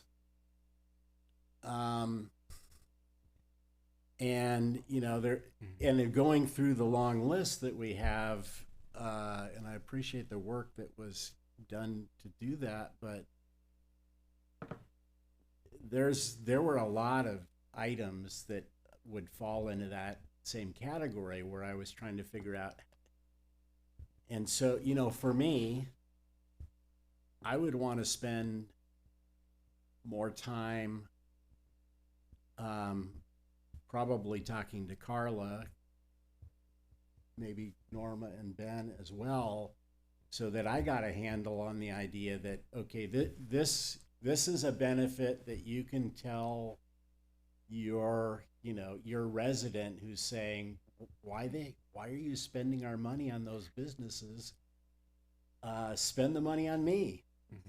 And so I will, in saying all of that, I'll also say that, you know, I supported a short-term funding because I was very impressed with Carla. And Carla and I have had many conversations, and I do believe that she has a very strong instinct towards benefiting residents. And I think she also has done, from what I can see, and I'm not an expert on this, but I think she's done a great job of getting the chamber itself to orient towards that, you know, partnership relationship. So I would feel more comfortable if I had time to understand more of these things that were being done and potentially pare down the list to things that I felt were really, I could solidly say, this is good for the residents of the community. I might offer you two quick responses. One would be, if we use Suzanne's old location as an example, that in a couple of ways, when the business or the realtor is representing can work with Carla or work with city staff to say, here are the kinds of people who are interested in it. We can see how does that fit into Ojai's character and mix and needs. So in that sense, you could say, well, is it time well spent to benefit somebody who owns a property? Not as much as how can we help influence businesses that we think would be good for residents here. So that's where I see that overlap. But the second thing I would suggest, I heard it from two people here, is that the list is very long. So I would encourage her, and I hope, oh, she's hearing us now. When we get our updates, you know, when we get these reports, let's understand that we want to have check-ins with you. How is it going? Is this manageable? Where do we need to tailor and modify? I mean, I think we're all open to, that's where I like the sponsorship idea actually a little, is that it makes it that we can adjust on the fly a little if we need to, based on need. So, yeah. Yeah, I would say that, you know, we are in fact contracting out services that, you know, and in-house sort of business development would actually handle. So I see this as actually contracting out those services that the city normally would handle if we had the resources, if we had the size. And I actually prefer this model where there's sort of an outside vendor. I understand the issue around not directly, I mean, I understand what's being said about the issue not directly benefiting residents. I don't necessarily agree with that, but I see the point. So it could also be that, you know, Carla hears this and also reports back to us about how this might directly affect residents. I mean, it was the same thing when I used to do outreach. I would outreach to teach teachers how to teach, and the funders would always want to know, well, how does it affect the students?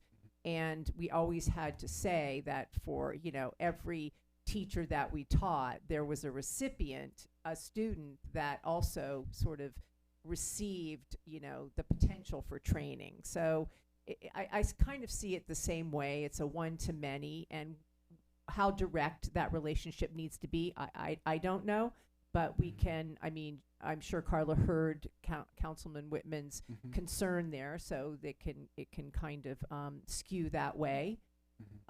So that's kind of my perspective, and I mean, the amount of work that they did, given the last contract, I really don't, I mean, it's kind of unreasonable to expect them to go full bore at that same sort of rate. But I know that they can do it because based on what I saw them do before and the willingness and to do that. And in my conversations with Carla, we have always talked about how we can help like individual artist residents, like what do they actually need in order to be able to build their little cottage business, being very open to that. Like if you're an artist yet you don't have a high quality printer, you can't actually build your business because you can't actually print your stuff.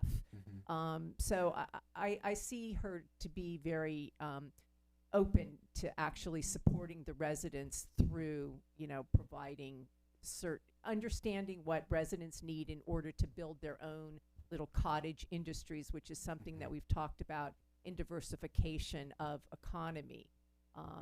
So anyway, that's kind of my feeling on the matter. I still support moving forward with this, and I think that I trust that the concerns that have been stated here will actually find form in the work and in the feedback.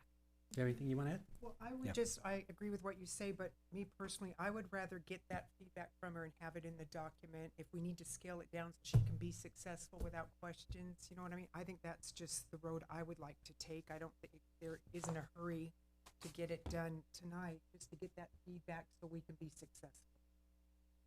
I think there's an interest in continuing the contract, which will end. And then secondly, I don't think she's concerned about being successful. Just to respond. Yeah, and I would say, once again, this kind of, I find it happening over and over, is that we push things off and we put it back into, like, do we truly need the clarity? Like, So because I think yeah, the community that we need to be yeah, you identified. think that we do. I don't necessarily think that we do. It's just a sort of return, like pushing everything down the road for another meeting, for another discussion, when we can actually work through it right here and right now. But it doesn't give you the clarity that you want. But then again, I don't need that clarity. So it's just, it's just a way that you think about things. Council, I'd be happy to work with Carla, and if you wanted to approve it with the caveat that, there's going to be a revised list returned to you, and, within 30 days, we're happy to do that. Thank you. So my thought is that I'll probably be voting no tonight, but only because of the process that we're selecting, because it sounds like we're going to approve.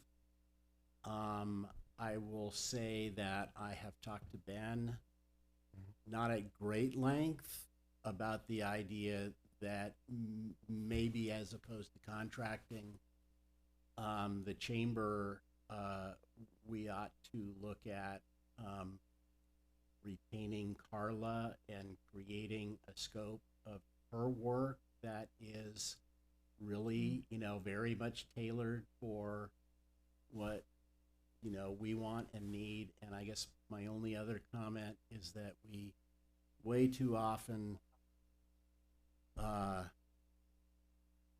don't distinguish between residents and unincorporated area when we're looking at allocating our resources, and I feel very strongly that to be sustainable, we need to.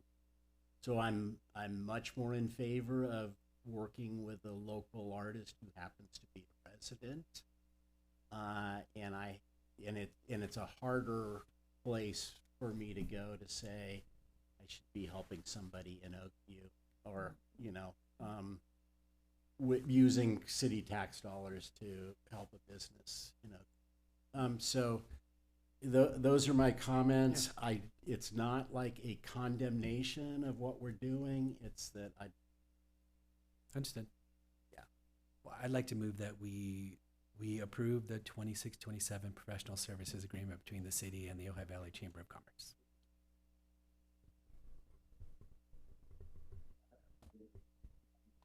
Hoping for a second. I'm hearing all of my colleagues' concerns. Okay. And I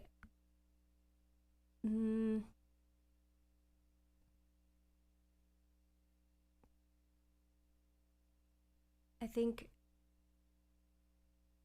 I mean, personally, I do see it benefiting a lot of Ojai residents, because when I go to the events, it's Ojai residents that I see there. And I also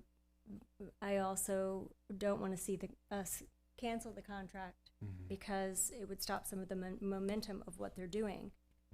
But I am in support of looking at the list and refining the list. Of course.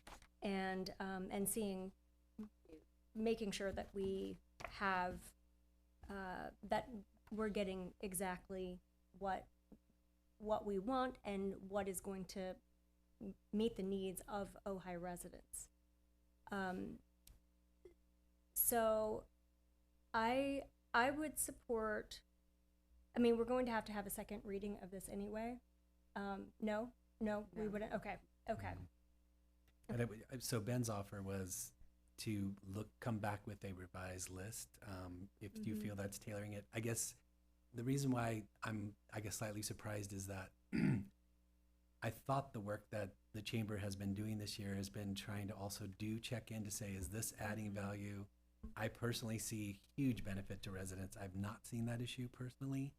So I guess there might be a differing of opinions about a business in the arcade that they'll say, yes, during the week it's residents and on the weekends it's tourists. And if they give a percentage like 60-40 or 70-30, is that not benefiting residents? I don't see that argument the same. If that's an argument, I'm not saying it is, but if it were.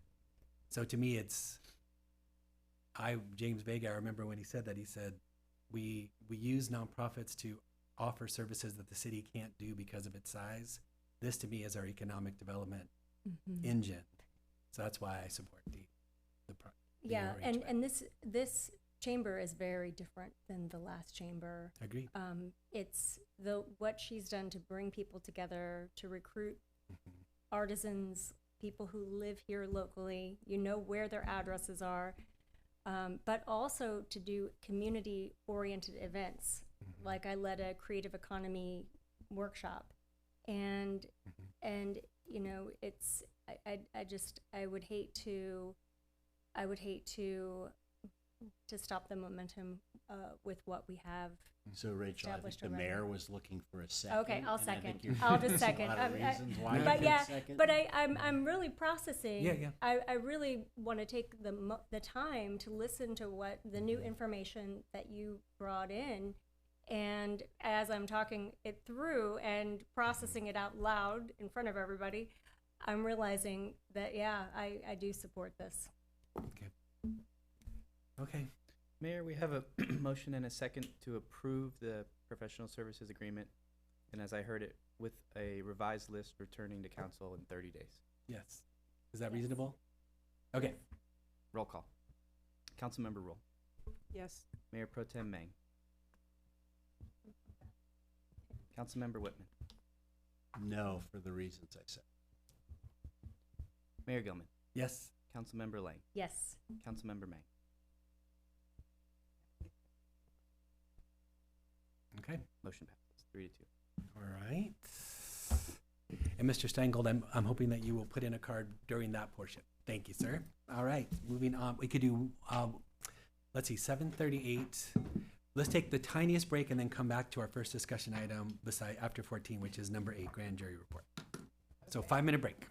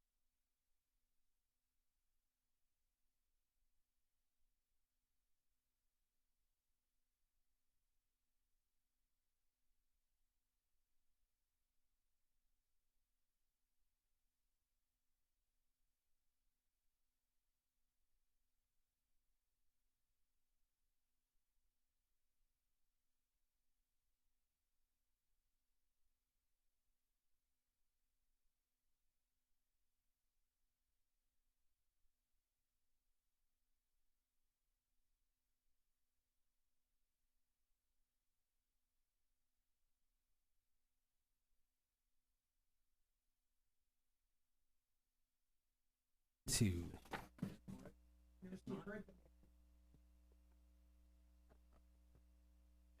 Just teasing. That's what I'm gonna say. Oh, yeah. Just teasing, sorry. You're a good Ready? one to take that. Okay. We're back. I know, yeah. We had a lot of people here. It was great. Okay, so we're on number 8, County of Ventura Civil Grand Jury Report regarding Ojai Permanent Supportive Housing Projects. All right. Good evening, Bethany Burgess, City Attorney. Thank you. And we are here tonight to present the first draft of the response to the Ventura County Civil Grand Jury regarding the Permanent Supportive Housing Project. As the council knows, but maybe some members of the public don't know, in June of this year, the city received a report from the Civil Grand Jury regarding the selection of the city's development manager and primarily focused on the lack of an open and competitive process. In July, the City Council directed the City Attorney's Office to prepare a response for council discussion and deliberation. Tonight, we are here with that response, and I would just note that while we have noticed this for purposes of the Brown Act as a discussion and approval item, it is perfectly okay. We do have time for this to be a discussion and provide feedback and further direction item. We do have time to go back and make additional revisions to this response before it would be approved. But in case in case we don't need to make significant changes, I wanted to make sure that we have the ability to approve it tonight if everyone's okay with that, to be mindful of future agendas. With that being said, before we dive into each of the findings and recommendations, the first thing I will note is that I was not here in 2023 or 2024 or 2025 until December of 2025. Right. And so, I do not have the personal knowledge and history of everything that occurred or transpired in the past. And while I will note that the city manager did review this and provide some limited feedback as part of the agenda review process, this is my work product. So I will, if something is wrong, it's probably me who got it wrong. And there's no pride of authorship. This is why we're here. So, I just want you to understand that this is a discussion item. I want your input. If you are uncomfortable with some of the responses, my hope and desire is that we talk through those tonight, and at the end of the process, that we have a result that everyone on the council ideally is supportive of. But at the end of the day, because we do have a number of findings and a number of recommendations, one recommendation I would have is that while we need consensus on each of the responses, if we reach a situation where there's not unanimous support for a particular response, I would look to the council ultimately to vote on that response, and we will move forward based on a majority of what the council wishes to do. With that being said, I think there is some room. I think there's room for compromise here if there are things where some members of the council agree and some members don't agree. Let's talk about it, because at the end of the day, I would love to get to a response where we have the entire council in support of sending. So with that being said, I think the cleanest way to start is just to start at the beginning, and we can go through each of the responses and the findings and recommendations. If we need to discuss them, that's great. But if we need to, if there are some that everyone is okay with and we don't need a lot of discussion, that's okay too. And I guess the one thing I would note is, before we dive into that, I would love to make sure there are no questions from the council, and then we can open it up for public comment before we begin the deliberations on each finding and rec. The other question I noticed in the responses that you offered so far, you have some different kinds of responses, such as partially agree, partially disagree, agree, and so on. So if I heard you right, let's say hypothetically there's one issue where, let's say, 3 feel one way and 2 feel another. Could we include something like the minority view in the response? I would like to address that maybe on a case-by-case basis. I think that where the finding or recommendation may be somewhat subjective, I would be more comfortable with that. Okay. If it relates to specific, facts, I mean, I guess those could also be subjective, because on some level, like truth is in the eye of the beholder. So I would say let's address that as we go. And if there is a need to come up with a compromise response, we can talk through that together. Understood. Yeah.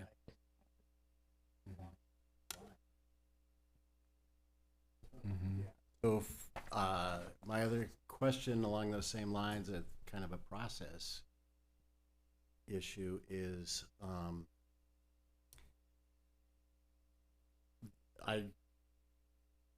we don't necessarily have to do that on a finding by finding basis.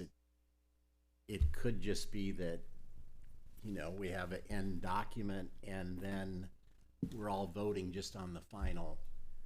I mean, I do plan to make, my comments, and I think how I vote I might be convinced to vote to approve of our response, depending on how some of the answers might be modified a little bit. But ultimately, I don't think that the grand jury expects, or excuse me, I guess it's a judge now who's overseeing it, but there's an expectation that we have a unanimous vote to approve the response. I don't think that they expect expect unanimous support. Again, I think that if what I wouldn't want to have is like a majority opinion and then a dissenting opinion, like in the legal, like when we're talking about a judicial decision or something like that.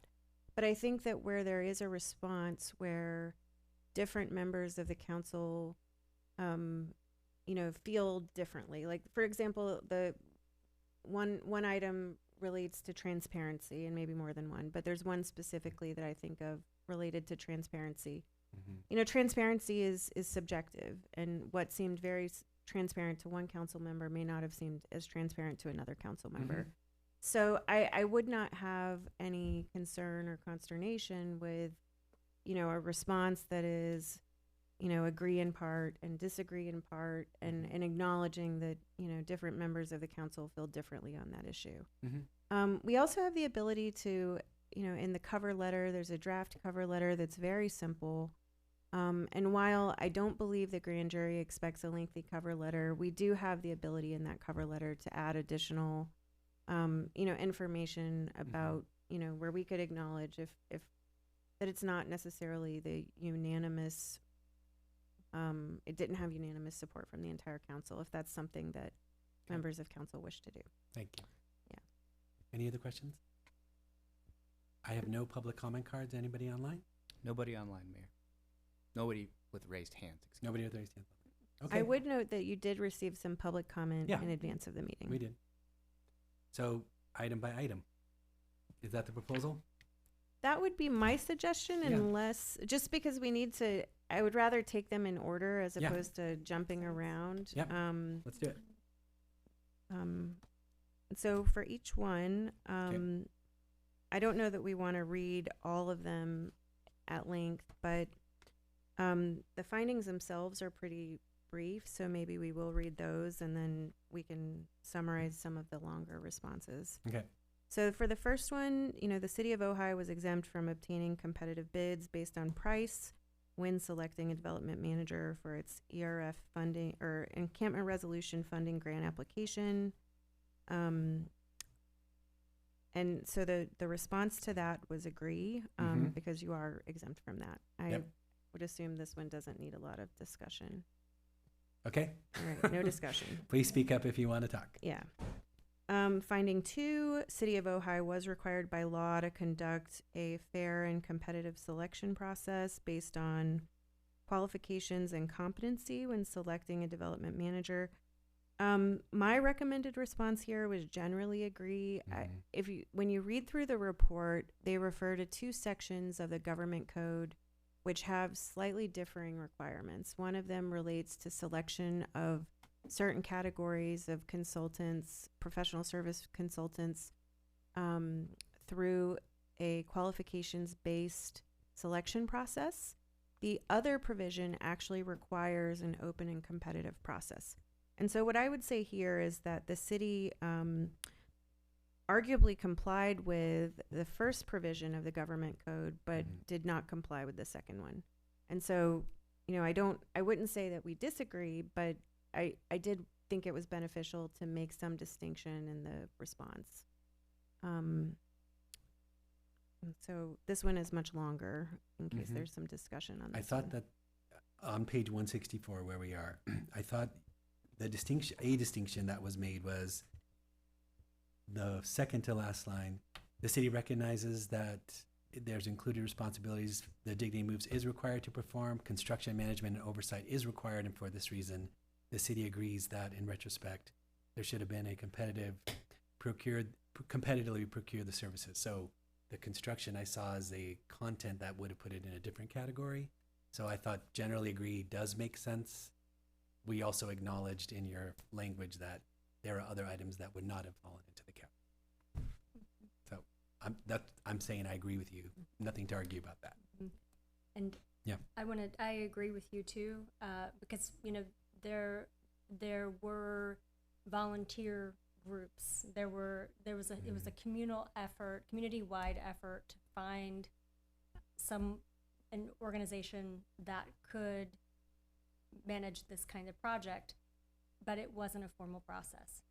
So I generally agree with your assessment as well.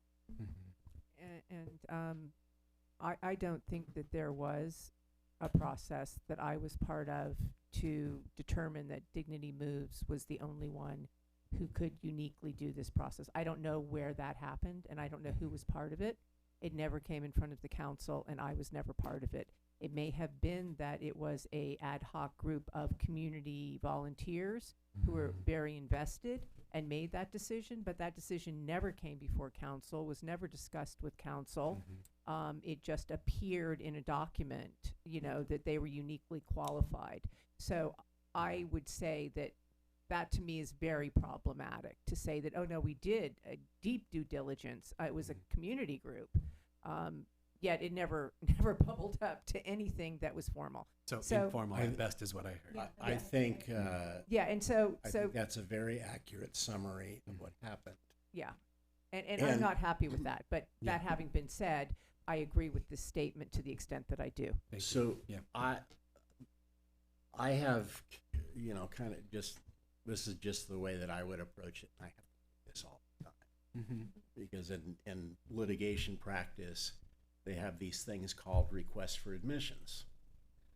And, you know, you unequivocally, my strategy is to unequivocally admit those things that I have to admit and then deny the things that I think have been embedded in it. So a lot of times it looks like they're asking you for one thing, but there's actually two things you respond to. I think in the position that we are in, and I think what both the public and whoever else is reviewing this would want to see is that we are unequivocally supportive of the idea that we have to engage in these open competitive processes. So my thought would be that we agree with an explanation, as opposed to generally agree, which sounds like we don't totally agree, and I think we need to totally agree, but there's a reason that we didn't. Well, or can I, if I can respond maybe slightly differently, if we look at, I'm jumping ahead a little bit, page 169 where we see recommendations, and then when we say is agree in process, I'm looking at that first response. The council's provided authority and direction to the city attorney to prepare revisions for purchasing ordinance, for example. I guess if you said, I'm not sure you were proposing this exactly, but if you said, we went through, there's a narrative and we say, here's why we did what we did, and I can't imagine that being short. Seems to me we're saying we agree that there should have been competitive bidding on this part, especially related to construction, and we've authorized the city manager in the recommendation already to do that. If I may, Yeah. I think all that and you can correct me if I'm wrong, is that Yeah. all that Councilman Whitman was suggesting is that instead of the generally agree at Saying the beginning agree. of this response, Oh. change that to agree. If that's all, then great. Which, Yeah. I mean, I will say Okay, is well, not fine. factually, You that's know, and factually if- accurate to say. I would it's a little more strike out the word generally, say Yeah. agree. Oh, fine. I think that's all include you're the suggesting. include the explanation, but if you're worried they're not gonna read the Okay. explanation. Fine But with me. I think I mean, it's an accurate statement I that you think did it's- not engage in a fair I think and it's open 100% competitive process. accurate that there was a absence Mhm. of a discussion about the concept of competitive bidding, and that the idea that this organization, Dignity Moves, was special and unique, appeared in a resolution that was never like really brought to our attention and we never discussed. I misunderstood what you were proposing, but I agree now. I think if I do understand, which is the description that is here and striking generally. I think that on all of these where we have kind of an equivocal agree, we should be unequivocal and provide our explanation for what happened. Well, That would be my recommendation. So at least on F2, I didn't hear any objection to saying agree and include that. Is that okay? Okay.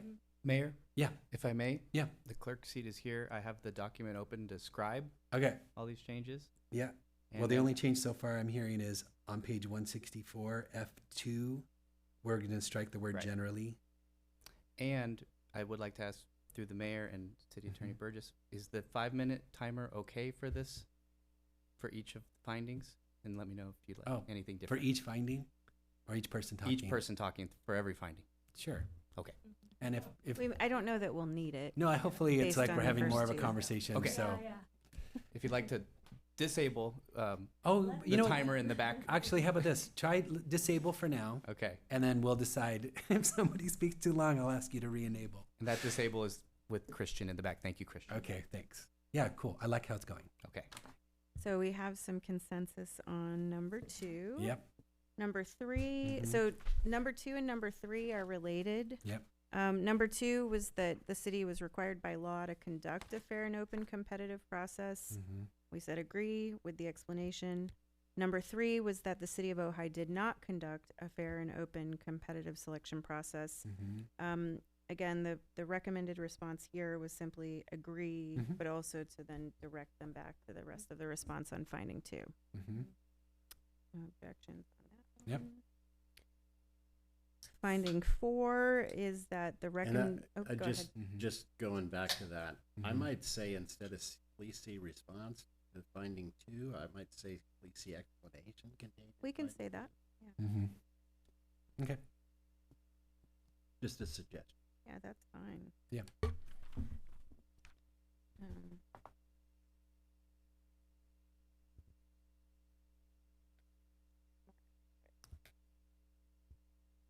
For finding number 4, the finding is that the recommendation by the Ventura Community Development Division or County of Ventura Community Development Division did not absolve the city of Ojai from conducting a fair and Mhm. competitive selection process. My recommended response here was simply agree. Yeah. I agree. Okay. We agree to agree. Any objections to that? No. Okay. Finding F5, the city of Ojai's claims of insufficient time did not absolve the city from conducting a fair and competitive selection process. And based on qualifications and competency, my recommended response here is that partially agree. And if you look at the first sentence, it says that the city agrees that the California Government Code requirements relating to competitive solicitation for this type of service do not include an exception where there is insufficient time to conduct a full and open competitive process. So that is the first part of the response. However, I would note, and I know that in the public comment, there was a comment regarding these dates, which we can verify. But I did think it was beneficial, because when to kind of talk a little bit about the time frame, because this was before the grant application, so we're talking about November 2023 to January 2024. Generally, an open and competitive solicitation process for professional services takes longer than 2 months. So, I mean, I think in the best of situations where you have your request for proposals ready to go and ready to publish kind of the day that you become aware of something, you could potentially complete that process within 60 days. But that would be a very aggressive schedule. So I do think, even though I agree with the finding ultimately that this is not, it is not a justification for not following the law, I think it's helpful to have some explanation that this process that's being identified here potentially takes longer than the city would have had at the time. If what I thought Mr. Whitman at least offered was something like, if it said, I don't know if this is agree with explanation, because it isn't that you partially agree with the law. And I understood you. Yeah. You do agree with the law, but you also want to explain the circumstance. So, to me, agree with explanation or something like that is better than partially. We could do that too. So yeah. That would be my preference. And as we're going through these, and I'm thinking about, will I vote yes for this response? So far, where we're being less equivocal, or even using words that sounded more affirmative, that we agree, you get my support. Yeah. And I just want to say one more thing about this item. This is my memory, that the first time this came up in city council, we were told that there was a narrow window for the first round of funding.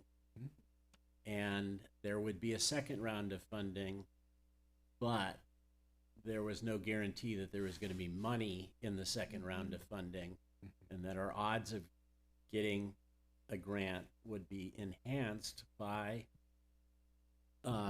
being in the first round of funding. What I have a little bit of concern about is that just because we're at the midnight hour, and I have a little deja vu on that, of having issues come to us and saying, you only have so much time to do this, doesn't mean that we're not expected to use the full time, even though we're not, so if it was a 60-day open period and we can't say that we couldn't have done this within the 60-day period, I think we just have to say, agree, and provide our explanation. Yeah, sounds good. Yeah, And I like the way that this is going. Because I think that we do need to take responsibility for anything that we can take responsibility for. And I think that there are explanations. It doesn't absolve us from, what happened. I think people understand time sensitivity, right? I mean, we were time sensitive. And for me, this is also a good starting point if we are indeed going to do a case study of some sort, the factors that played into the decisions that we made. The more that we put in the explanations, the easier it will be for us to kind of dissect this or tease apart this and find out what lessons and best practices can emerge from this. So I agree that this is heading in the right direction. Thank you. And I'll just say, and I'm not saying this, pejoratively or anything, but as each of these steps were moving forward, I kept saying, we don't have the information to know the scope of what we're agreeing to do here. And I just felt like we had a lack of information. And I think that ultimately what won out is the idea that if we got this funding, we would be able to do this thing for the homeless situation. And that kind of, and if to get all the explanation and kind of do the long process of understanding it. Maybe we're going to miss out on the grant, but that's what I remember happening. And what I remember is, yes, that we were pushed into this because we had an emergency. I mean, we had fires happening all over city properties. We had people on social media, on our emails, saying there are people camping in Libby Park. And, you know, there was a group of volunteers who was meeting regularly. Ruth, a man named George, there was Betsy Van Light, several others were meeting with Mark Scott to try to figure out a solution. And it didn't go through the process that it should have gone through. And it was an unprecedented time before the Supreme Court ruling, when we really had no recourse. We couldn't just say to our unhoused, you know, go to Ventura. There was nothing available. And so while we're going to do this better next time, and we're definitely going to learn from these mistakes, I just think that we were dealing with, we were doing the best we could with a very real problem. I agree with that, and I would also say that 2020 hindsight, we should have scheduled daily city council meetings to hammer through like 5 days of discussion to understand exactly what it was that we were doing. I mean, as it was, I remember really long meetings. Yes. But I never felt satisfied that I knew what the hell was happening. Right, and then there were also these community volunteers who were bringing Dignity Moves in to panel discussions that weren't city sponsored. And so there were some of us council members who were going to those meetings, learning about Dignity Moves, hearing these conversations, coming into our meetings with that information, but it wasn't a formal process. And so it was, you know, we piecemealed things together. Yeah. Hindsight is 2020. I would go back and I would change some of what we did.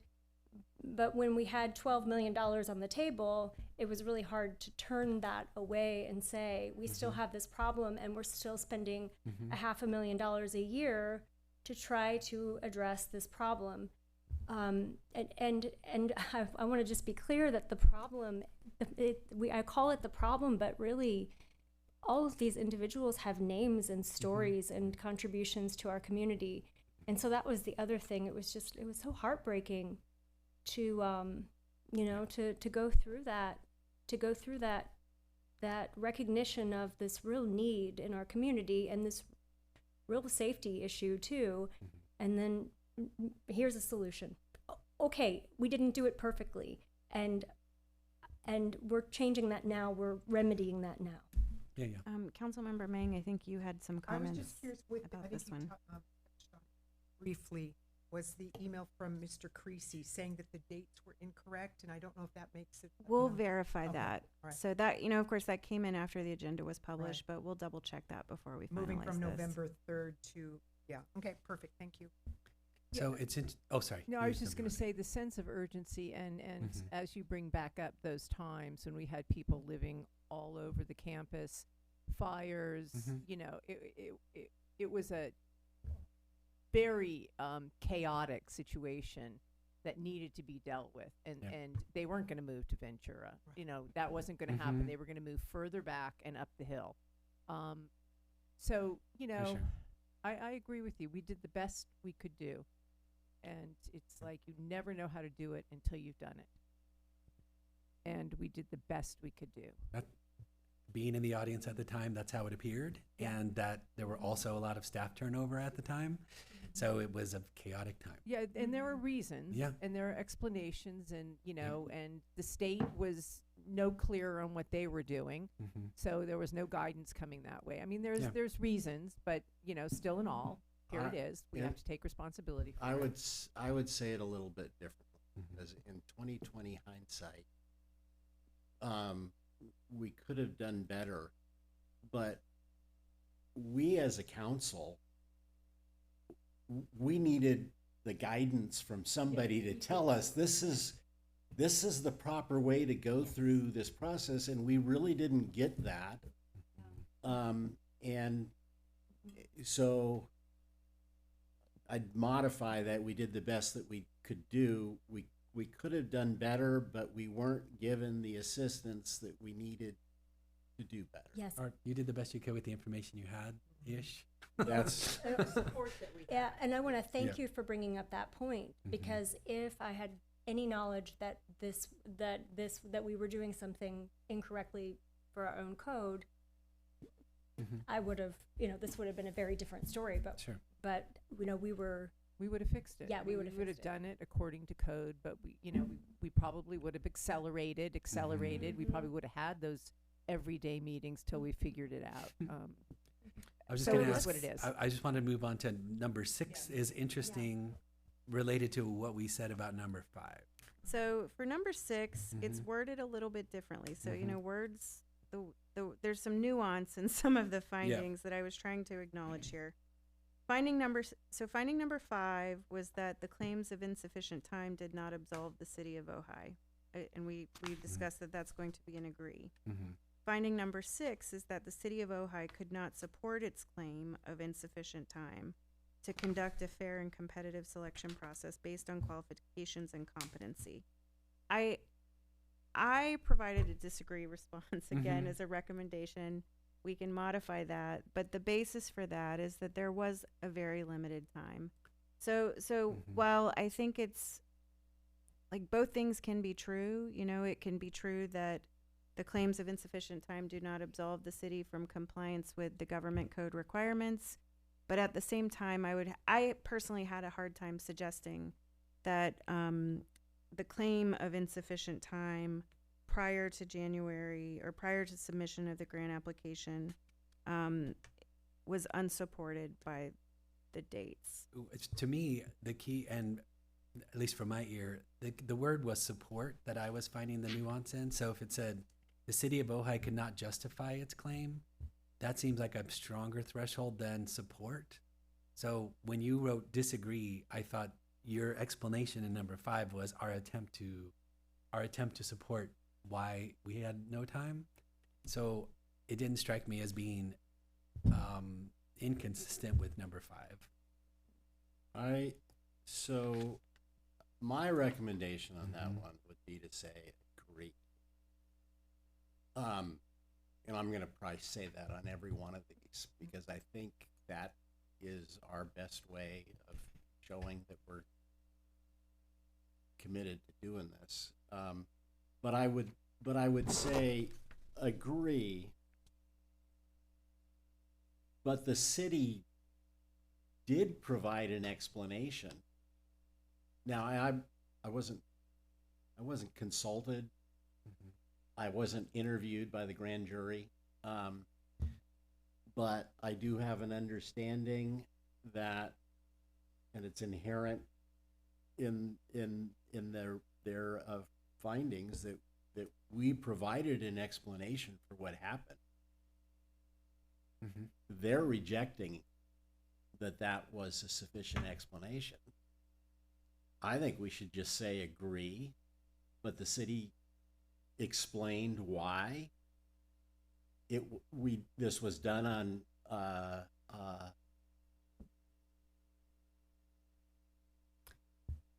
I would say maybe just the city explained why, and then refer them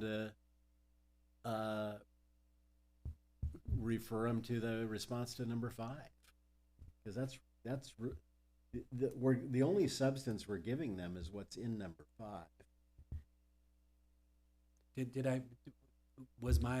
When I brought up the difference between support and justify, is that why you said disagree? That is why, because I believe that when you think about support, I mean, whether you sufficiently supported or whether you supported it to the satisfaction of the civil grand jury is probably a different question. But I do think that there's support. With that being said, to your point, Councilman, I don't know that the civil grand jury, I don't know if they interviewed staff. I know that they, and the city manager may chime in here, No, but they- I know that they did request some documents, Mhm. but they requested very specific documents. Right. I mean, I think, for the purpose of this discussion, that you're not supposed to acknowledge that you met with the grand jury, of course, but yes, I met with them at length, several times, to explain the process from when I came on board to current day. So for example. So I'm go ahead. addressing this idea that the city, they're saying the city could not support its claim of insufficient time. So my thought, I'm just repeating myself, but my thought is that if this was my response to propose to a client, I would say agree, but the city did explain why it thought it had insufficient time. But the reality is that I'm not clear about all of the timelines, but we've just been talking about the idea that it wasn't even on our radar screen that there was a process we had to follow.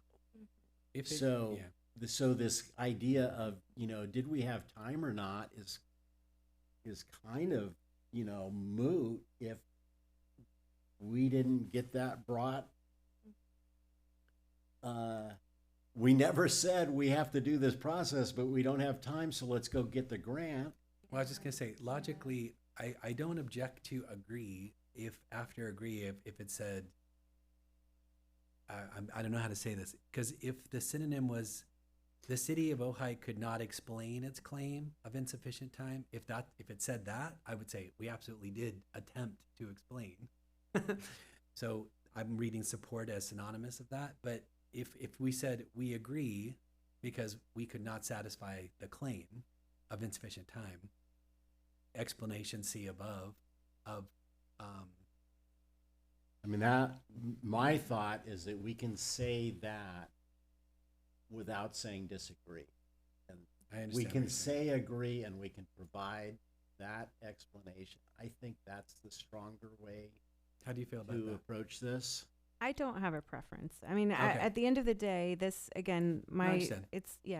I don't have a preference as to whether it's an agree or Thoughts disagree or you guys? a conditional agree. Mm-hmm. I think they're blending, their finding is blending the law with the city's effort to explain what we did. Yeah. And we have to agree with the law. No, you made your case, I think. Yeah. Yeah, I'm okay with. Yeah. I'm okay How are you with that. feeling? I'm okay with it as well. Okay. So we'll say agree. With explanation. With explanation. Yeah. With explanation in finding 5 above. And I think Bethany probably needs to work with the language that you were trying to articulate, Mayor, and make that I think what I would probably do is change it to agree, but then say, however, see explanation. However is great. Yeah. However solves it for me. Yeah, there we go. Okay. That's good. All right. So number 7. All right. So 7 is again a simple statement that City of Ojai was required by law to conduct a fair and competitive selection process when it awarded the development management agreement on May 27, 2025. Great. And I just said agree. With please see, and we'll say explanation to finding 2. Yep. Okay, yes, right.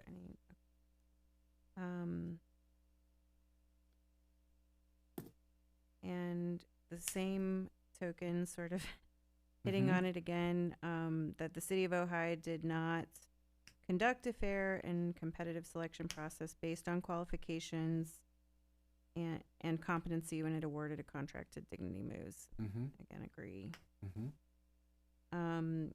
Then for finding F9, it says that the city issued a series of findings on page 20 of resolution number 25-19 to justify the awarding of a contract to Dignity Moves as its sole source development manager without conducting a fair and competitive selection process.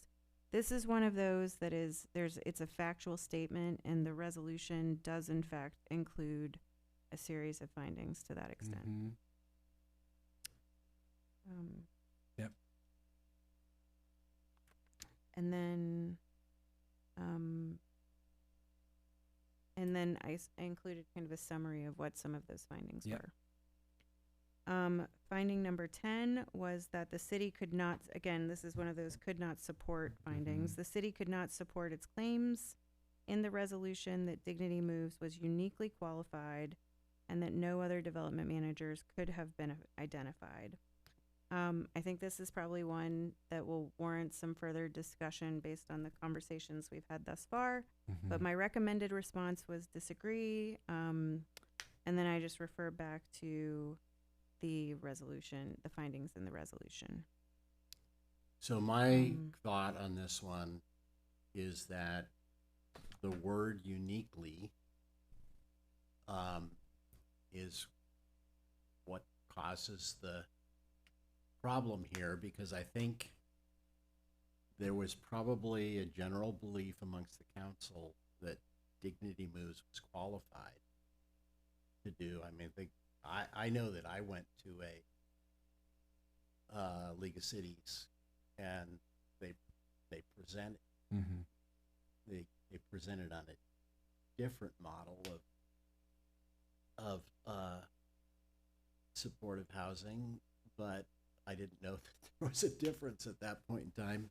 But I think that I would again say agree, but you know, that we never deliberated on the idea whether there was the possibility of somebody else who could do the same services. And frankly, I would have doubted that they were the only one, because I think there were other panels during that same League of Cities conference where they were presenting on homeless solutions. Yeah, do you have something? Yeah, I mean, this goes back to that volunteer group that we had working on this, and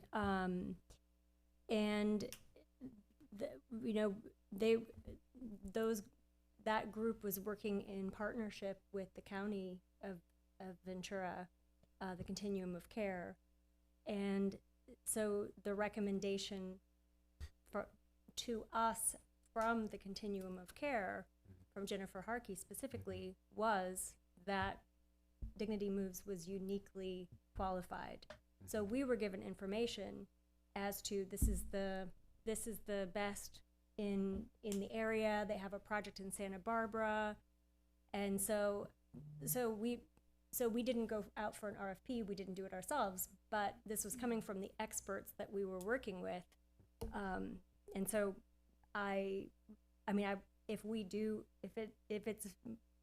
if everybody wants to agree on this, then I would add that explanation that we were told by the experts in the county that they were uniquely qualified for this. So what if it said, hypothetically, agreed, however, Dignity Moves was presented to be uniquely qualified to provide the product and services? Yeah, I would be okay with that. Yeah, it was represented to us by. Yes. So represented. And yeah. I mean, no shade on Jennifer No, of Harkey. course She was not. actually helping us. All the volunteers were helping and working so hard on this, and so I am so grateful. And I don't want to throw anybody under the bus. It's not. So I here's- didn't see it as shade, because I see it as she made it possible to Yeah, get the grant. exactly, That's how it yes, appeared to be. exactly. in the audience. This is what I remember Yeah. at that time frame. And, you know, I'm mostly voting no, but I was paying attention to what was happening. Dignity Moves had a philosophy towards how these communities should be structured and constructed. And it centered around their kind of courtyard and communal, and they were trying to develop not just places for the homeless, but a community with the expectation that was gonna. So if you were focused just on that issue, I would say they were uniquely qualified. But I think what the grand jury is looking at, and maybe the law is looking at, is this isn't really about philosophy in your approach to things. It's about who has the the institutional wherewithal to take a project from beginning to end. And I don't think we could say that they were unique in their ability to do that. Are you okay with presented though? I'm What if- okay with it. Well, I mean, I would once again recommend we say agree and give us all the explanations of where we were. So I think what what Rachel said is really strong as an explanation. Yeah. And I think I would add the part that I said about The trauma-informed care. the trauma-informed care and the structure of the community. We were led to understand that this was unique. And it probably was. It was proprietary, but what we weren't given the chance to understand is this might not be the only way to do this. Fair enough. We were led to Yeah. believe that this was the only way, the best way, and that was. And that's how you that sell was- your services. Yeah, exactly. We were Yeah. led down. I guess So I'm what only if I asking- rec- Go ahead, please But go. I have some recommendations go. for modified language. Okay. What if we say agree? Mm-hmm.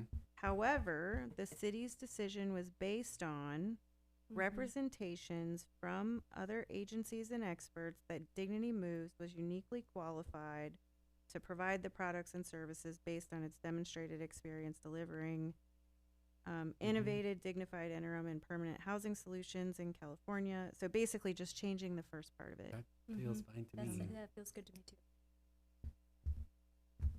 I don't know. I have problems with saying that Dignity Moves provides innovative blah blah blah blah. I mean, I hate to say it, but I do actually believe that. What, but if we want to put blah blah blah, But what we're in there, saying, we can. we're not but- claiming yeah. the fact. We're claiming that other They- agencies that we were presented. led There to were believe- representations yeah. to the led city. to That- believe that's that, it right but in there. the- but Yeah.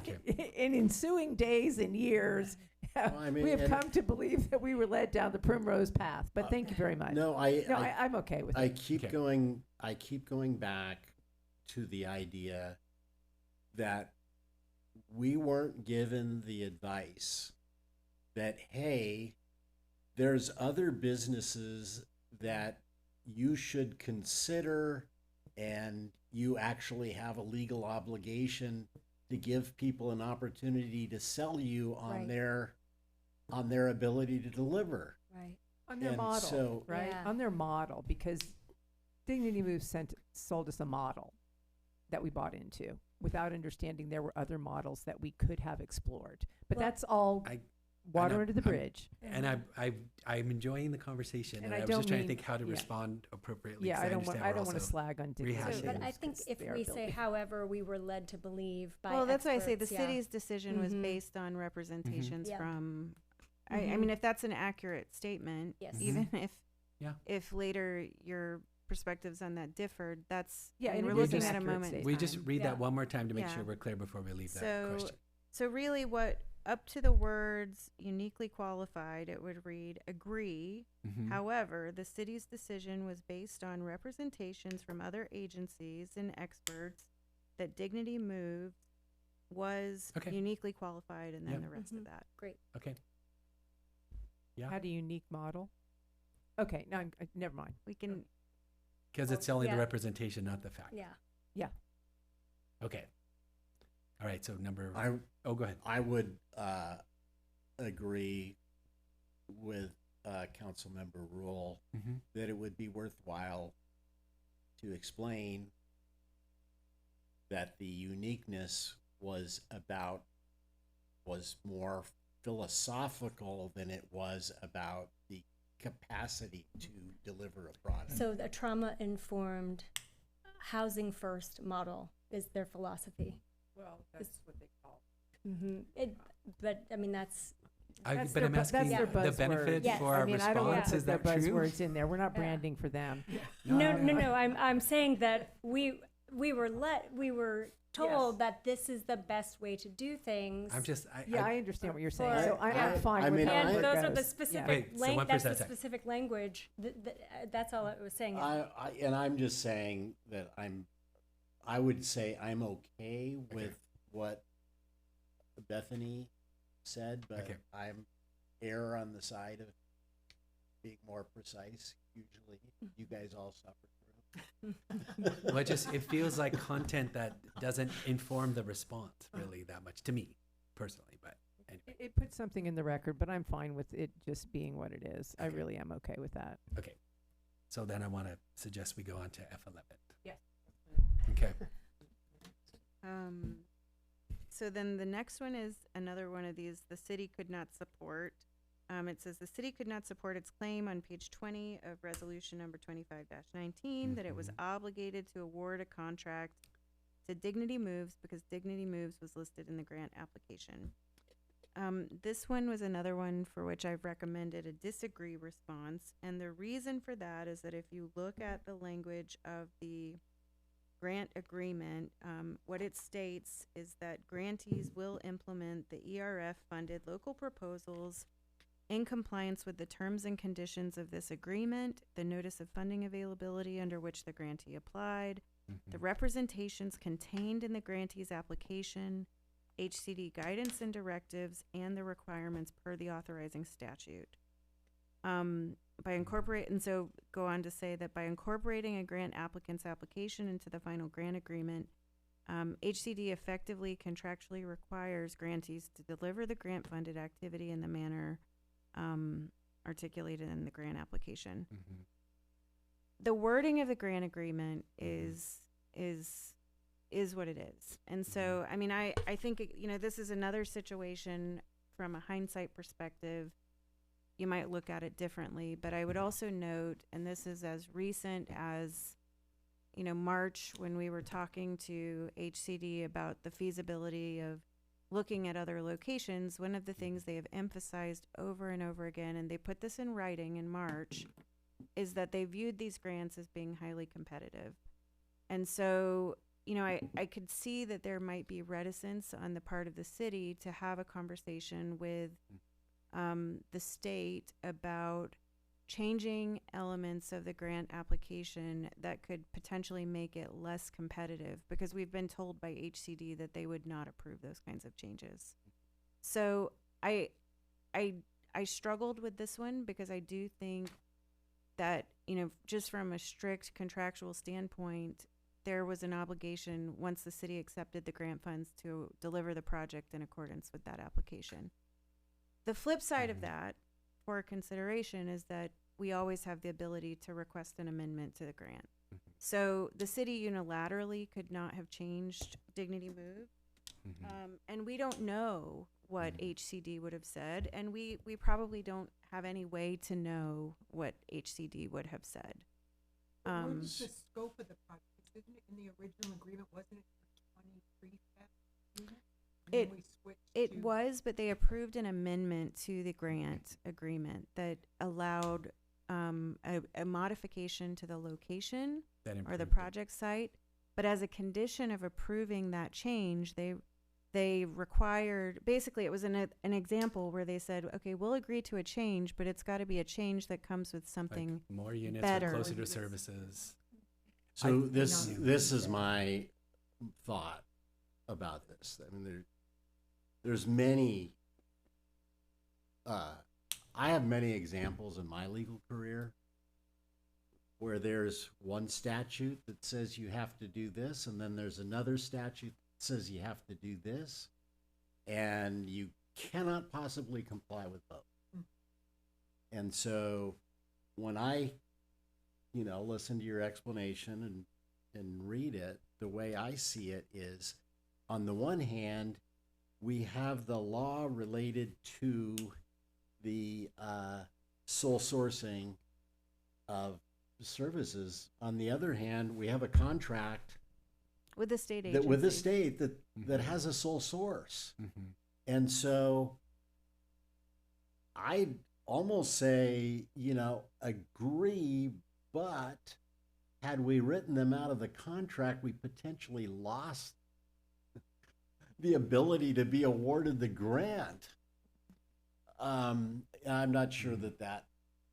So again, the No. way that the Yeah. finding was worded, this is why I struggled with this one. The finding is that the city could not support its claim that it was obligated to award a contract to Dignity Moves. So I was So I gonna think say, there is yeah. support for that claim. My response to Um, what you wrote there was that the error happened, or let's say the lack of the due process happened in listing Dignity Moves as the provider in the grant without the competitive bidding. But the grant was written, the proposal was written, and then the grant awarded. So to me, the reason why I thought disagreed made sense here was because what logically follows from the first step, the second step did follow. But I would say if the language were something to the effect of the understanding that the council was working with at the time was that they were procedurally correct in listing Dignity Moves, and so the rest follows. So disagree seemed logical to me with the explanation. I agree with that. I mean, I agree with the recommendation to disagree. Yeah, I mean, I like the idea of, I think it's true. I think the disagree is the accurate statement. Just, what was the truth of the situation. But I would definitely put in the, between a rock and a hard place. And once again, it was, we didn't know what we didn't know. So as for explanation, the flip side of that, of course, is, which has been brought up, is that we did ask for amendments and we got them. And to say, and I know that we got them with conditions, but we never asked for this amendment that might have given us conditions as well. We just didn't do it. So there's that sort of sense of responsibility, is that we just didn't do it. We didn't ask. So if the language was added to say the city did not understand we didn't understand the scope or flexibility to come back with changes until later. Yeah, I think that's fine. That What if we added a sentence that says that, the city recognizes that it could have requested an amendment to the grant, the outcome of which may have been uncertain. Yeah. I mean, because we don't know. I mean, I don't know. So Yeah. my thought is that none of that happened. And what's troubling us is that this is kind of a chicken versus egg question, because they're in the grant application that's awarded. And so part of me would say agree, but they were embedded in the agreement, and we didn't have an understanding that we could award this to anyone else. That's the disagree logic, though, isn't it? Well, on this piece. Yeah, I understand. And we were told we couldn't.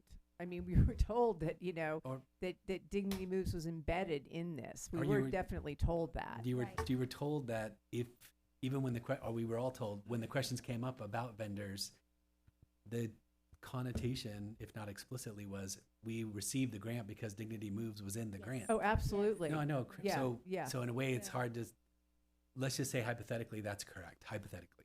Yeah. Then essentially it's fixed. Yeah, right? and we that was our understanding. Yeah, That yeah. absolutely was our Of understanding.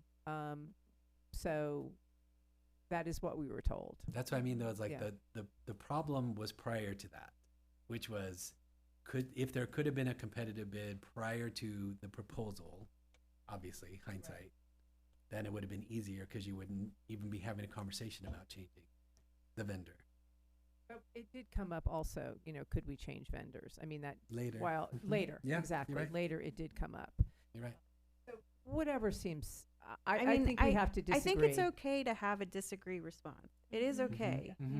I understand the desire to want accountability and to hold yourselves accountable. I mean, there were far fewer disagree responses than agree responses. This is also an area where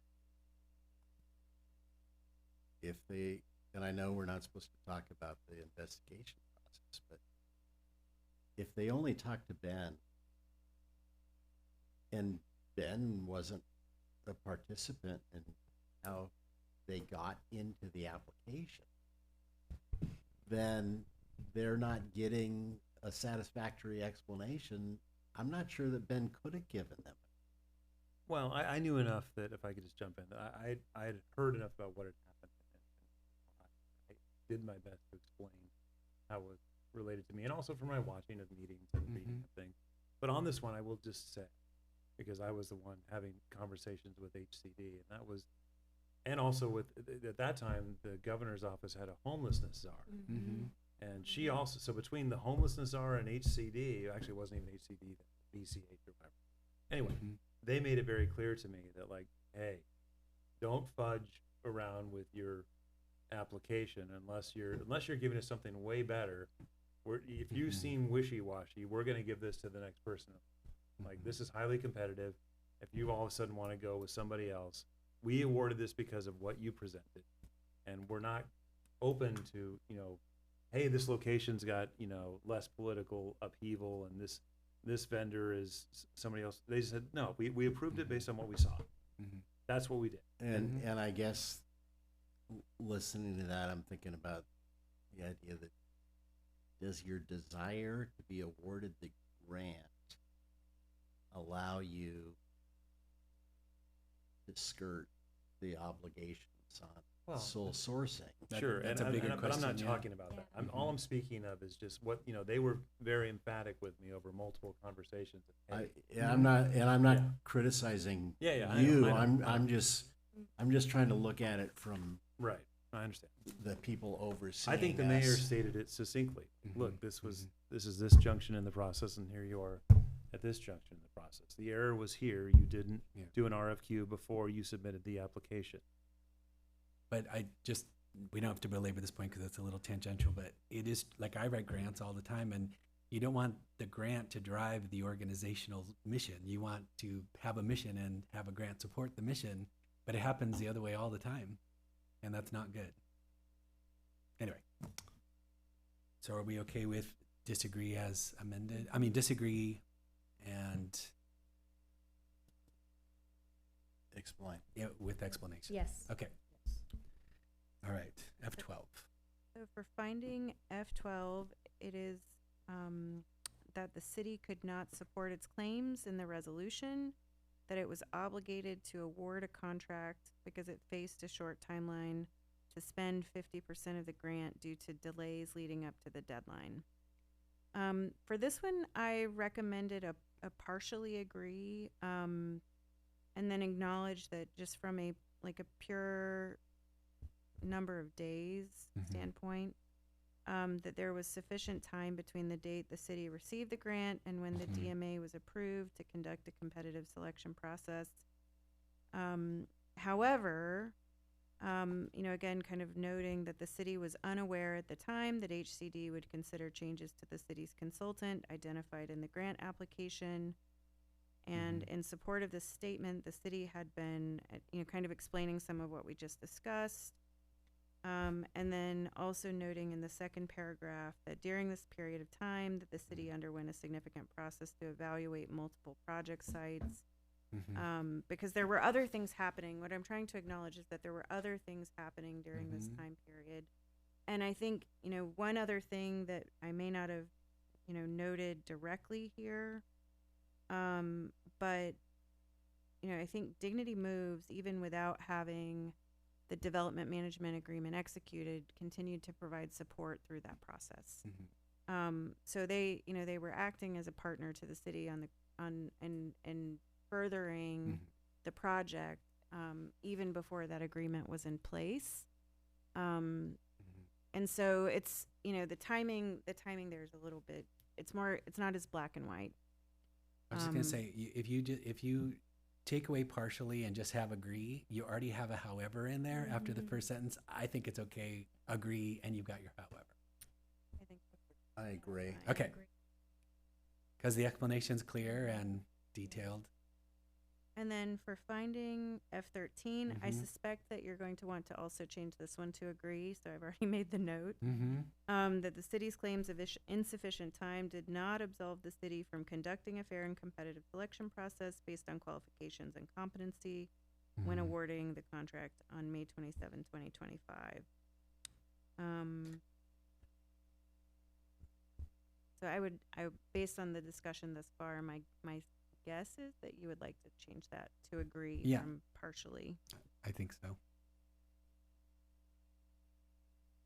And eliminate the partially disagree, but Yeah, provide the just keep it as explanation. agree, Mhm. but keep the explanation. That would be I agree with my that. preference. I think so too. Then for finding F14, Mm-hmm. this finding was simply that there was significant turnover of staff and elected officials at the city of Ojai during this process, which contributed to the issues in this report. So we did, I mean, even though the answer to this is agree, I did think it was beneficial to note that, I mean, like one of the most significant changes here is in the role of the city manager. And I thought it was beneficial to note this because we have received public comment on this point, but also because, you know, I mean, in my discussions with Ben about how we got here, you know, one of the things he's noted is that if the city, you know, if the city had been more engaged, and I think what I take away from this is that if he'd been your city manager at the time, he might have been more engaged at what was happening with the state level enough in advance that, you know, perhaps the city could have done a competitive process in advance. So I think it's important to note that you had a change in the person who was kind of at the helm of the ship in the midst of this process. I agree. But in addition to that, without listing them all out, you also saw other significant changes, like, you know, the former public works director, the former finance director. There have been some significant changes in key roles. So, yeah. Is everyone in agreement with that? For finding F15, there was a lack of full public transparency throughout the process. And this is the one that I said is kind of subjective. I think transparency is another one of those things that can be in the eye of the beholder. I said generally disagree because you did have 22 public meetings, and that was, you know, the person in my office who was helping with this went back and double checked that count, which sounds pretty transparent. But I also understand that this is subjective and, you know, open to your feedback on this. Well, I'm curious because as we discussed, there are some people who firmly believe it was very transparent, and there are other people who firmly believe it wasn't transparent at all. So I don't know really what to do with this because we have both who were fully engaged, you know, so we have both sides of that coin, and I don't. How do you discount either one of those views because it is subjective? So I think one way you could is you could turn this into you know, a partially agree, partially disagree, and then include a statement, you know, that notes that you know, for some members of the city council and community that the process was sufficiently transparent, and I mean maybe we just say that. But if my thought is that if you're focusing on the selection of Dignity Moves as our contractor, then that wasn't the subject matter of those 20 meetings. So, Yeah. so I would say true. that That's true. we, Yeah. I'll give credit that we agendized the heck out of this project. And we did, I think, definitely added meetings with the idea to give the more opportunity for public input. But if this finding is to say that we weren't particularly transparent about how we selected Dignity Moves, I think Rachel's already kind of said it was in these informal meeting setting that it was resolved that they were the ones. And it's not that anyone was hiding anything. It's just, like I said, unprecedented situation. We were working with experts. And so the recommendation came to us without any, the recommendation for Dignity Moves was not as transparent as it could be. So I might suggest saying,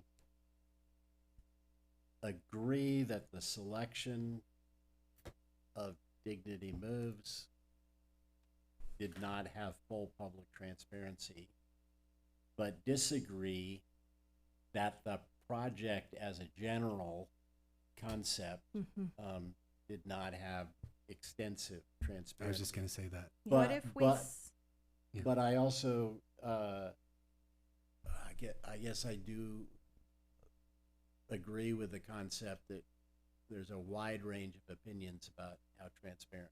Well, what about this? What if? Oh, go ahead. Oh, I was going to say, what if we say, agree, as noted above, the city agrees that Dignity Moves was not selected through an open and competitive process. So that's what's already there.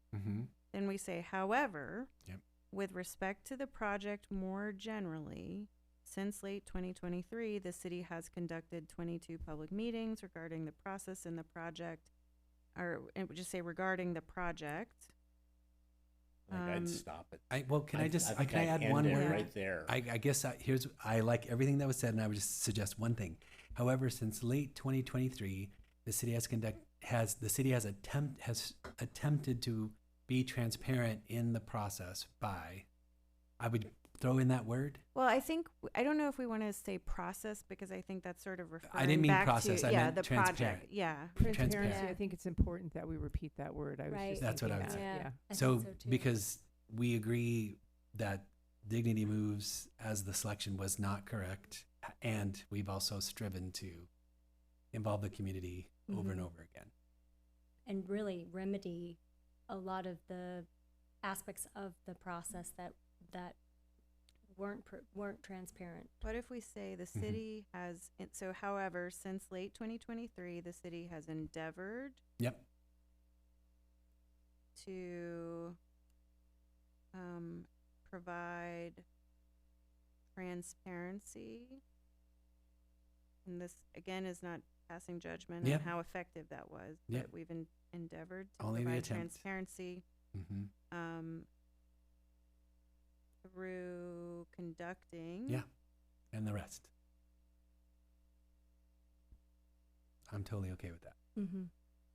Is that okay with you? Yeah, that's okay with me. Okay. Yeah, we all good? Yep. Yeah, I'm good with the agree, however. Okay. All right. Okay. 16. We're gonna do it. Wow. Okay. Then finding F16, there was a lack of alignment within the Ojai City Council and between the city and local residents, resulting in delays that impacted the progress of the project. I'll be very honest, I struggled with this one as well, because I think that to the extent that there are delays based on a lack of alignment, it's because we had council members who wanted more information or more discussion, or I don't love the suggestion that it almost reads like there should be more unanimous votes on the project, and I think that that's not how city councils work. I mean, it's great when you can get to a unanimous vote, but the process is designed to work without that. And so yeah, if the statement is pejorative, I would say that it's not acknowledging the idea that there was, you can't fault us for not grinding through the whole set of issues, with the exception of who we selected as our contractor. I agree.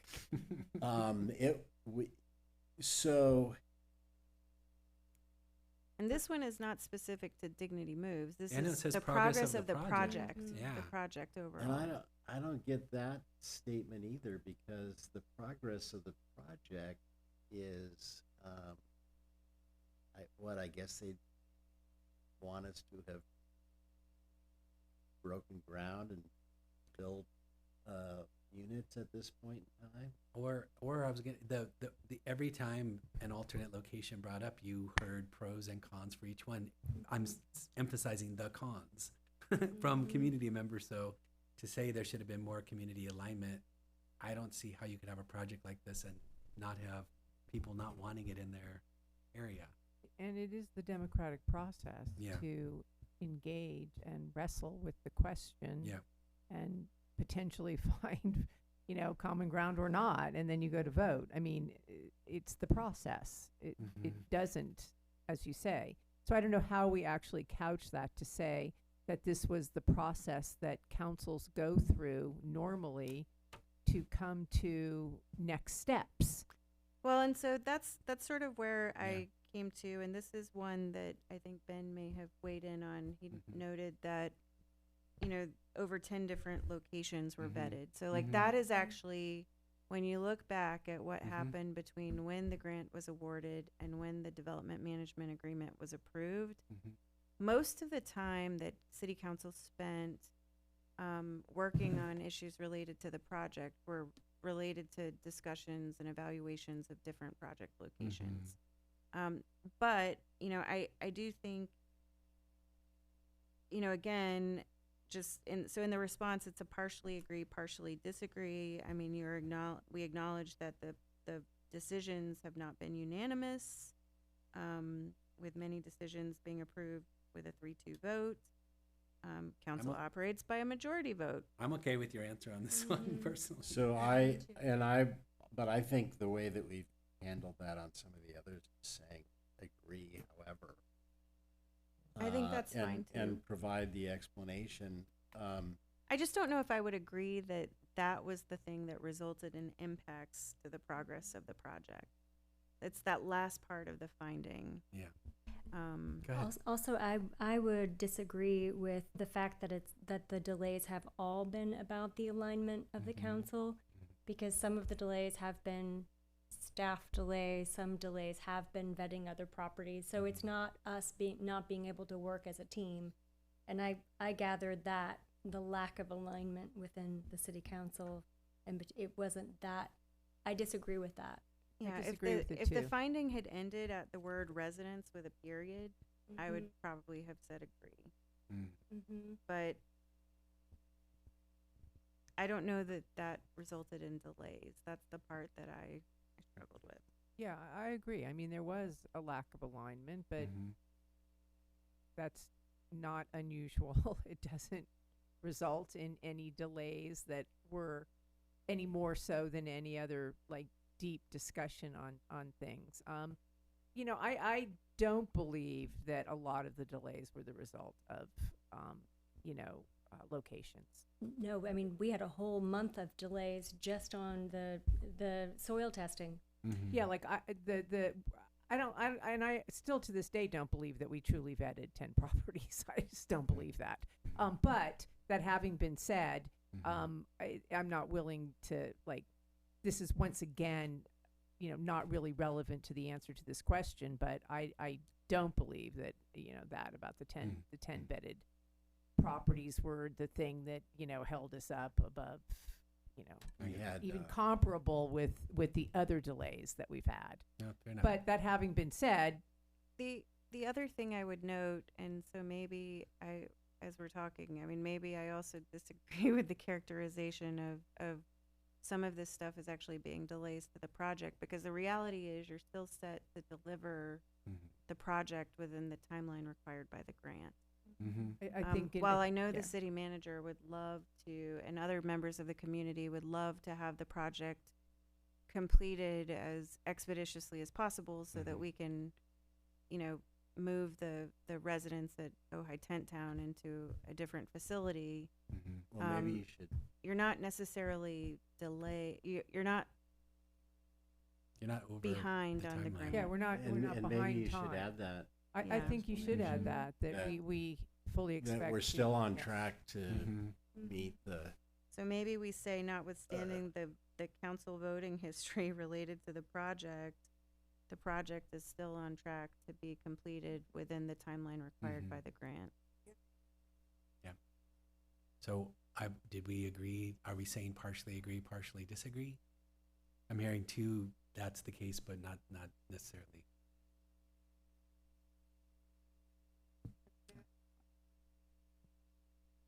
What this finding sounds like is that it's all the disagreements that have led to delays and all of that it's all the contention, and that's not true. Yeah. That there are these very tangible factors that have led to delays, but actually it's not delayed at all. So I agree that there has been a lack of alignment, but I disagree that we have delays and that any of the lack of alignment has resulted in delays. So I think we need to say disagree because that clause is not coming out. And, I actually, I mean, yes, that's true, resulting in delays that impacted the progress of the project, but everything that we've done, everything that you do results in delays that impact the progress of the project. Everything that you do. This conversation is impacting. You know what I mean? I mean, there's just nothing that you do that doesn't impact the progress of the project. And if you look at it in those terms, right? So your suggestion is you say disagree, and then the rest, the city council acknowledges, et cetera. Yeah, exactly. I think that's fine. Yeah. and I would say another way to approach it is to say,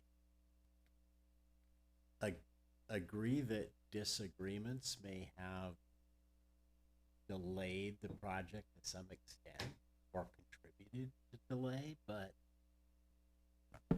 the reality is there's so many other things that have affected the evolution of the project. But why would you then start with agree? Because they want us to agree. I think we can do one disagree. I think we could do a disagree.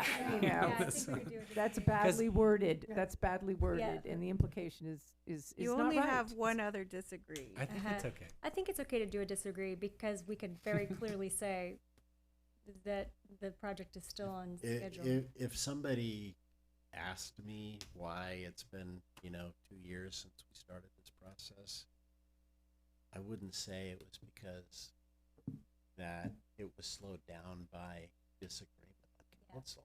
I wouldn't either. Exactly. I mean, there were lots of people who wanted the process to be slowed down, That's true. and I don't think they got anywhere with that. And I don't even think it slowed down, but we did have public hearings on the idea of changing the location to 2 different locations, 2 different hearings. I'm not sure that even that slowed down the progress. It wasn't a deep dive into that was, but anyway, that's not relevant to this So particular did I hear you question. agree to a disagree, Ben? Did I hear you agree to disagree on? I'm fine with that. Okay. Yeah.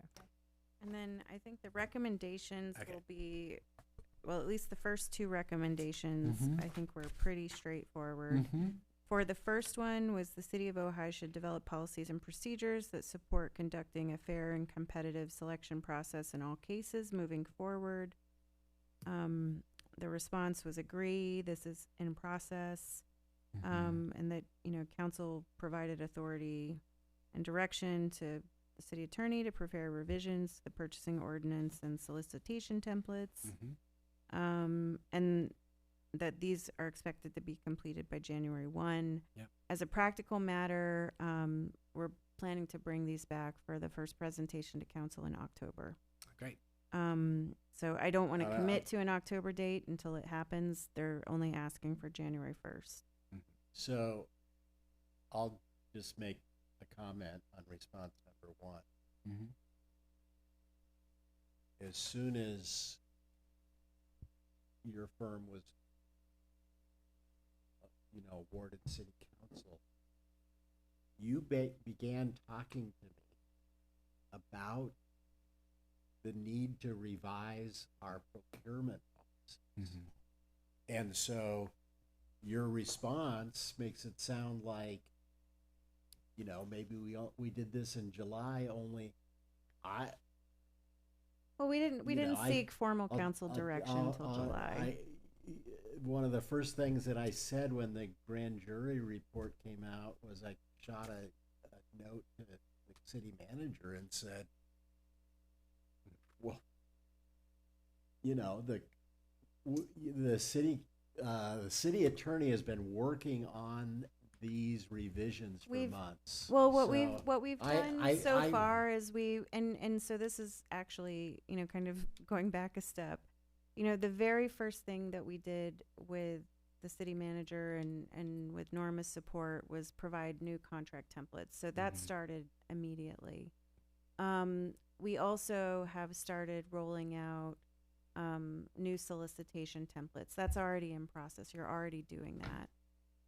It's just that we didn't actually begin work on ordinance changes until we came back to council and got direction to do that.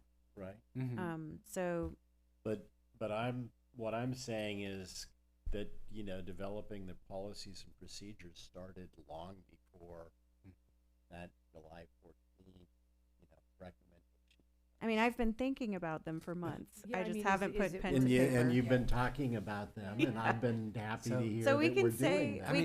we could give Yeah. ourselves I mean, more credit. I think we should. I think we can say. I'm thinking we should bolster that response by saying that this has been you can even mention that, your firm is new and has been working on this since being, Yeah, I mean, Day we've been two. assessing Since being the situation. retained. Yeah, I mean, we were assessing this situation. I mean, I think it started, to give the city manager credit, it started with him asking some questions and kind of beginning the discussion about what do we need to do to clean that up. I mean, can't you say, you could start off by saying agree in process, since coming on board, Or and then add some say language since- like you've we been can looking say at those since processes. January. And then I mean, on July 14th, you can list that, then the council provided authority. Yeah, that makes sense. I mean, in our discussions, it wasn't necessarily focused on this project. It was like, in general, we need to tighten up our procurement policies. So what if we say since January 2026, the city has been evaluating the need for revisions and updates to its purchasing ordinance, and then we say on July 14th, the think city that's council good. formally it. provided Great. authority. And That- then for What that does for me that I think is important is that we were working on this before the grand jury report came out. absolutely. Fair And then for the next one on, the city should implement a plan to improve its public transparency throughout the selection process. Agree in process. As noted in the response to recommendation number 1, the city attorney has received authorization and direction to prepare updates and revisions. These are expected to better ensure public transparency in city purchasing and contracting activities. Love it. In recommendation number 3,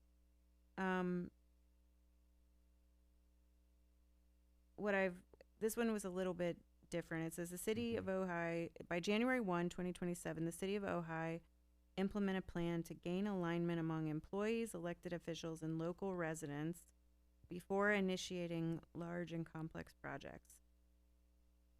I don't disagree with this in concept, but I do think that you've already been working on this, I think, and this is, again, still being fairly new here, but you've been working on this robust council goals and tactics process that I think was intended to facilitate more alignment amongst the city council in the priorities and work that you're doing. That's been a public, transparent process. You have actually an update on those next week. And so I think, you're already working on this. So if there's more that you would like to add, or we can do that, but I really was trying to identify that you're already doing this. I've been advocating for quite a while for the idea that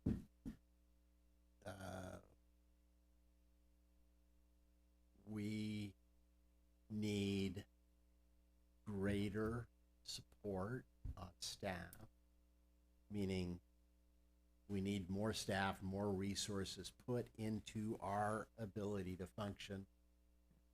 I see it, to great degree in the, in our reporting, but I've talked to Ben at length that, I understand that it's not because there isn't an effort to give us reports, but there is such a massive volume of stuff to consume and then, to deliver to us. So it hurts the way that, that our ability to analyze and function, and and when we get big projects that, on the bike, we're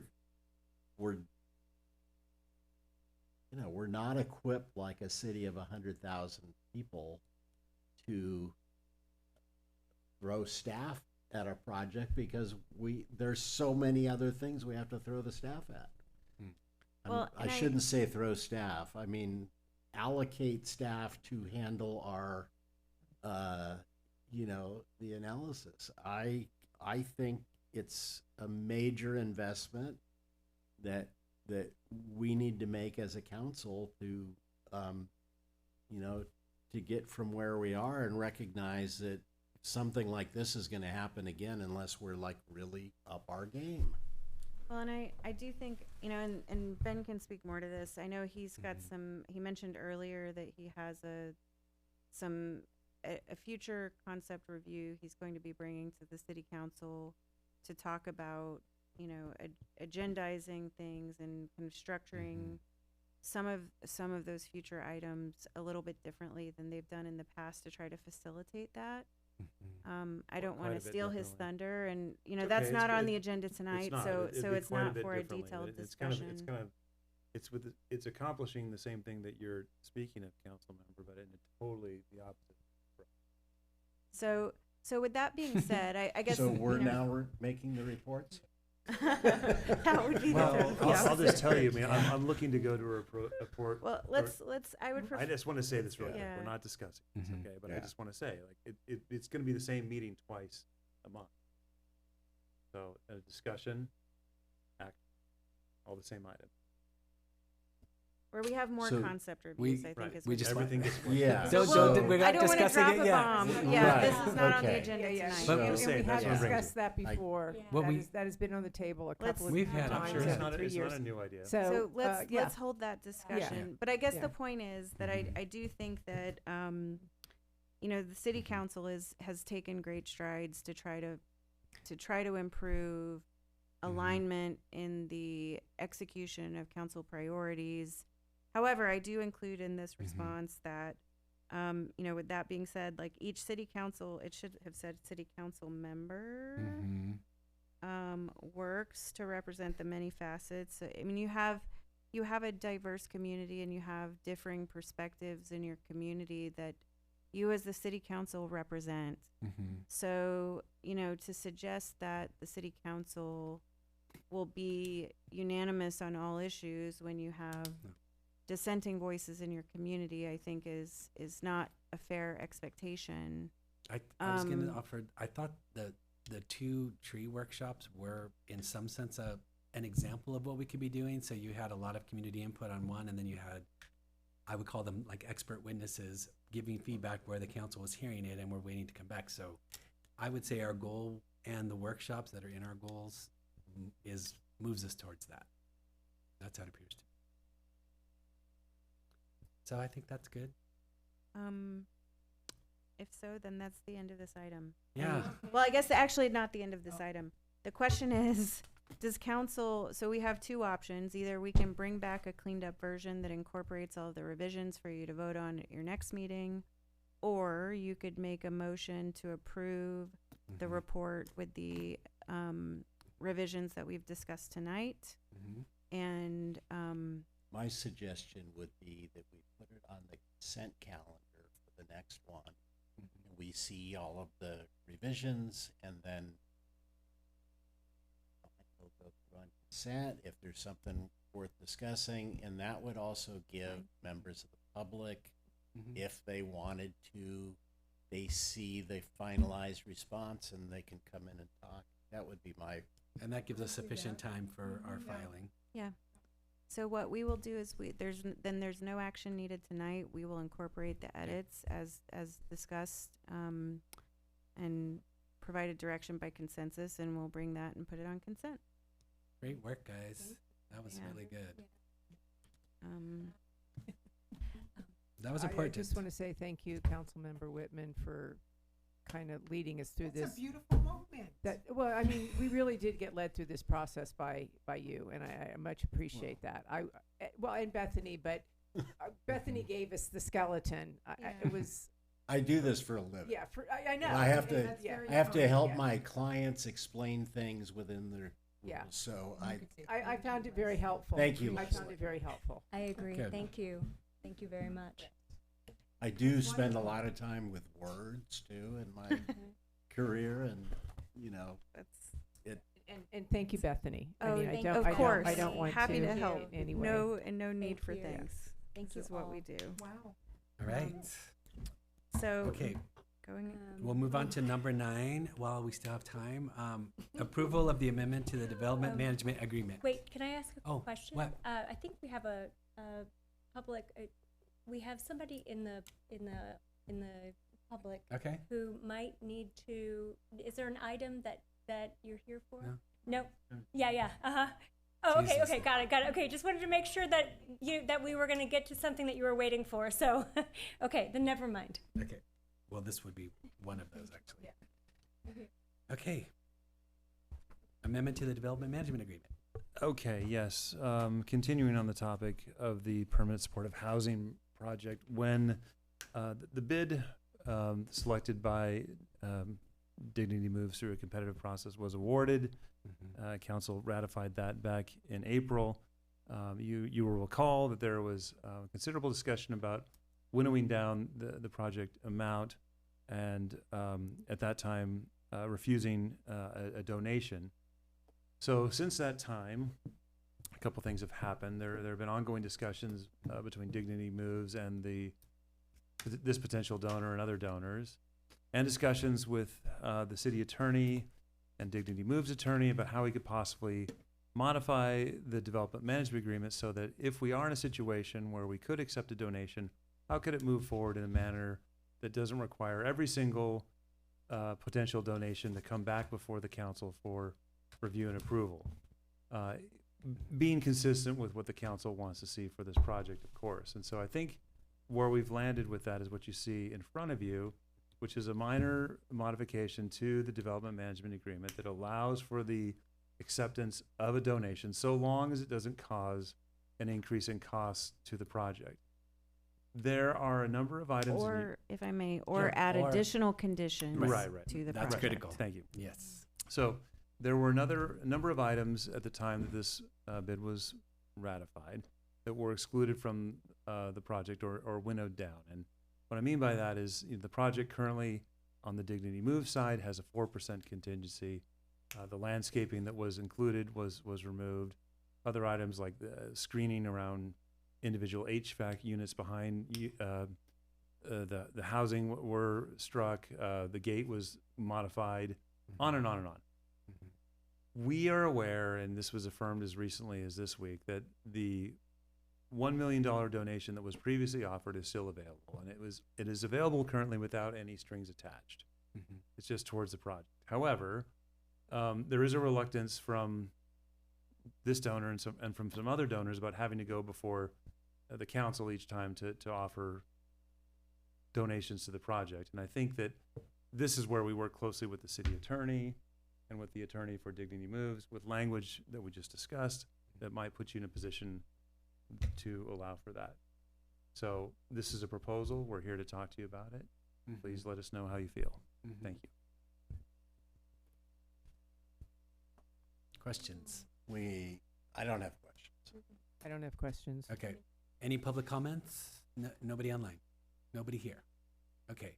So I'm looking at the language on page 173 as the critical pieces, I guess. So I'm seeing like 3.111, acceptance of donations and expenditure of funds shall not result in any additional financial or operational obligations. Critical. I'm just saying what you said again. 3.112, amendment, all other amendments to the development budget that result in an increase to the development budget shall require approval of the city council in advance. And that there should be no donations pursuant to and meetings the requirements of this subsection. So no donation can add any requirements to the project or increase in the cost without the council's approval. That's right. That's how I'm reading that. So for instance, Yeah. if Dignity Moves secured $1 million donation, and if Mhm. that donation was used to significantly increase their contingency from say 4% to Mhm. 10% or 12% or something along those lines, Mhm. and if we were able to add back in the native drought tolerant landscaping, and if we were able to add in things like screening around the HVAC unit and so on and so forth, I would see those as items that don't cause an operational cost. And there can't be any obligation about who gets to stay or anything like that. Right. There's no conditions. Okay. Right. Exactly. To be clear, whenever it says, it's not saying that there wouldn't be additional costs, because obviously if you add something to the project, there will be a cost in terms of the construction of the project. But what we're talking about is operational Understood. costs. I should have said that. So for example, if, We want to build you a pool. We would yeah, say something no. that would incur like a significant ongoing maintenance Understood. cost or obligation for the city. Right. That's what I was trying to address, because I think Mm-hmm. if I were the council, you previously approved a project, obviously you also then affirmed a construction bid that was included some tweaks to the project. Mhm. But at the point in time when you signed off on the final plans and Mhm. that's the scope of the project, you approved a project. And so as long as it's consistent with the project that was approved by city council, Mhm. what we're trying to do is add some parameters, Yeah. so that this isn't just, if someone comes in with donations that were, require again for you to add a swimming pool, that's going to be an ongoing operational cost to the Understood. city. No, thank you for that. I can't see a downside to this right now. So there's a couple of things Mhm. that, my wife works for a conservation organization, and they, he's involved in, acquiring donations. And the organization has problems with certain people who are associated with degradation of the environment, Mhm. making big donations to their project. Like an oil company or something. So I think that we have to see who's making the donation and decide, yes, we want this donation. My other concern is, and we had a public comment on this, is that, we have a contract with Dignity Moves. I'm very leery about modifying the terms of the contract until we get a strong hold on how we're moving forward. And I know we're moving forward with all of that, but in my mind, I really want to focus on bringing the contract. I understand the purpose is to make it easier to accomplish goals of the contract that have been eliminated, but I am concerned that we're also creating almost an out, and that we need to continue working with Dignity Moves on bringing the contract in within the scope of what we intended at the beginning.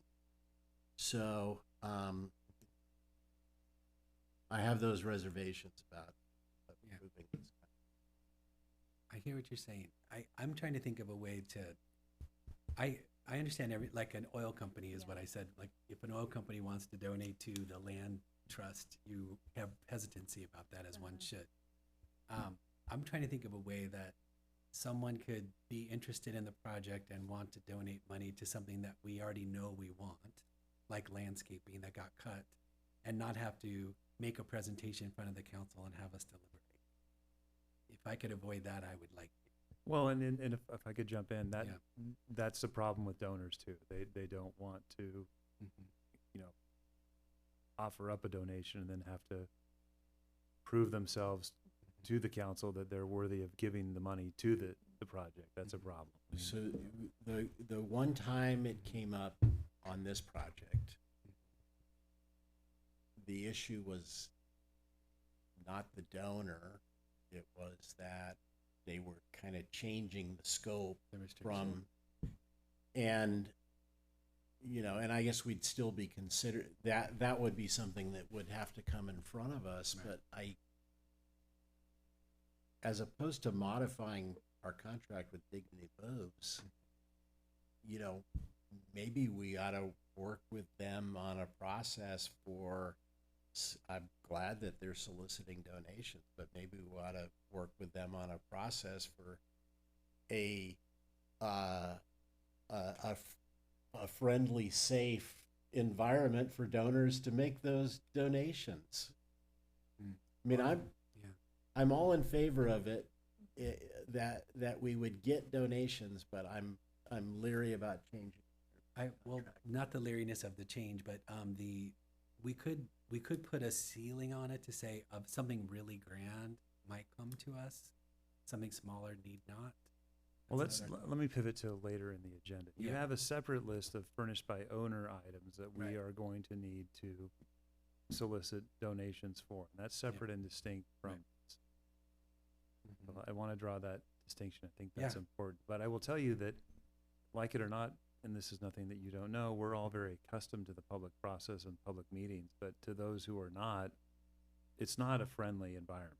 No, I get it. And if somebody, when we get to that item, when we talk about, somebody wants to donate 30 beds, I don't personally want them to have to come in front of us. Well, and that's a separate item. That's because that's on the furnished by owner. That's as a case in point. Yeah. Well, one thing that has happened in when I worked at a nonprofit a number of years ago, one thing that happened for us is that we did receive a big donation and found out that there was that the donor was problematic in some way, contrary to our cause, and we gave the money back. Mm-hmm. I mean, that's always an option. If a big oil company donates to the project or something else, that's one way that we could handle it. If we don't want to have a donor coming into the process. I mean, you could insert language if you like. I'm just freestyling a bit. I mean, I'm just trying to prevent us from losing opportunities here that I think it's real that we could. Mm-hmm. And I think this is going to benefit the project and the community, and that's why I'm trying to see if we can make this happen. Mm-hmm. You could entrust me and the city attorney to review each donor and check that they've got their proper, registration with the Secretary of State's office and all the paperwork. We could do a little mini, background check on each one if you like, and make sure that their goals and missions align with the cities and the project, some type of language like that. But you're right, there always is, and you read about this all the time, there are things that happen along the way after a donation is sometimes made or there's a scandal involved with somebody in that organization, it's something that they didn't know at the time the donation was received, you do run that risk. But I don't foresee Chevron coming forward and saying, here's $500,000 for this effort. It's just simply because it's not in their charitable contribution lane. Plus, right? you would vet a nonprofit or a foundation through the Secretary of State, but not an individual. There's nothing like that. Right, that's true. So I have a question for our city attorney. Is there any danger in amending the contract or changing the contract? I mean, does it open up any other can of worms by virtue of amending a contract? I think as long as both parties agree to the amendment, and like there's not this one, I mean, this is one that I think Dignity Moves is supportive of. It's not like we're trying to make a unilateral contested change to the contract that we're, kind of pushing down that they don't agree to. I think they would agree to this. I think, we've had some initial discussions with their legal counsel, and they agree they're in agreement in concept. They're still providing kind of their final review of the exact wording, and they wanted to obviously hear how the discussion goes tonight, but I think their primary concerns that we heard from Dignity Moves is that from just a construction project logistics standpoint, if they do receive a donation, there's kind of like from a timing sweet spot when it comes to adding back some of these project elements that are not in the approved or affirmed construction bid.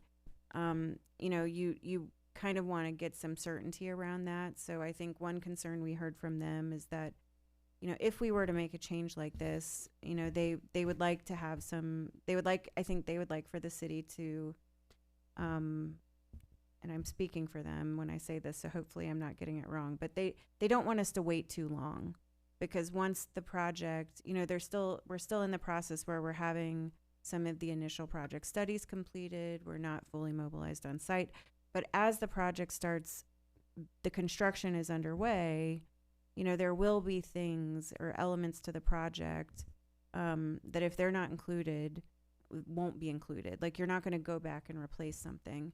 But with that being said, I think the primary purpose of any additional donation funds that are received would be funding project contingency. So obviously that goes through the entire project. I think landscaping, which wouldn't be installed until after the project is constructed, though irrigation lines might be. And then I think if there were additional funds that were not applied to the construction of the project, then, the city would probably, I think we would look to having those used to fund those furnished by owner. But if you recall the items. discussion, it was around $1 million that we trimmed, and we happen to have $1 million donation lined up. I think the other big concern that they have, and I'm speaking for them, is they didn't want to subject their donors to coming back to a council meeting and having to prove their worth. Well, and donors don't want to go public. They don't want people knocking on their doors, Right. saying, "Can I have a bed too?" They just don't. That's why you Right, to always your have point. the option to be an anonymous donor, because you just don't want people knocking on your door. Mhm. But my question is, I'm trying to understand what Councilman Whitman's, what the contract, does the contract become more amorphous? Does it start to, breathe in different ways because of this? In my opinion, it does not. But I do think, that is something that you always want to look for when you're considering amendments to a contract. Because, again, we don't have authority to unilaterally or legally under contract law. One party to a contract doesn't get to unilaterally amend a contract. Right. So, but we have. They're in agreement with this. And we're looking at a potential donation of $1 million. Okay. So there we go. So Okay. I have a couple of more comments. One is that there was a public comment that said that there's a clause in the agreement which basically says you've complied with everything already, or up to this point in time. And I think that's a fairly gratuitous statement to make, and I don't know that I can endorse the idea that know, so it's basically we're almost like saying, okay, this part of the contract's done. We got this. We can remove that provision in the amendment. So, but my other thought is that, from a very broad standpoint, we're under a microscope for not being as transparent with the public as we can or should be.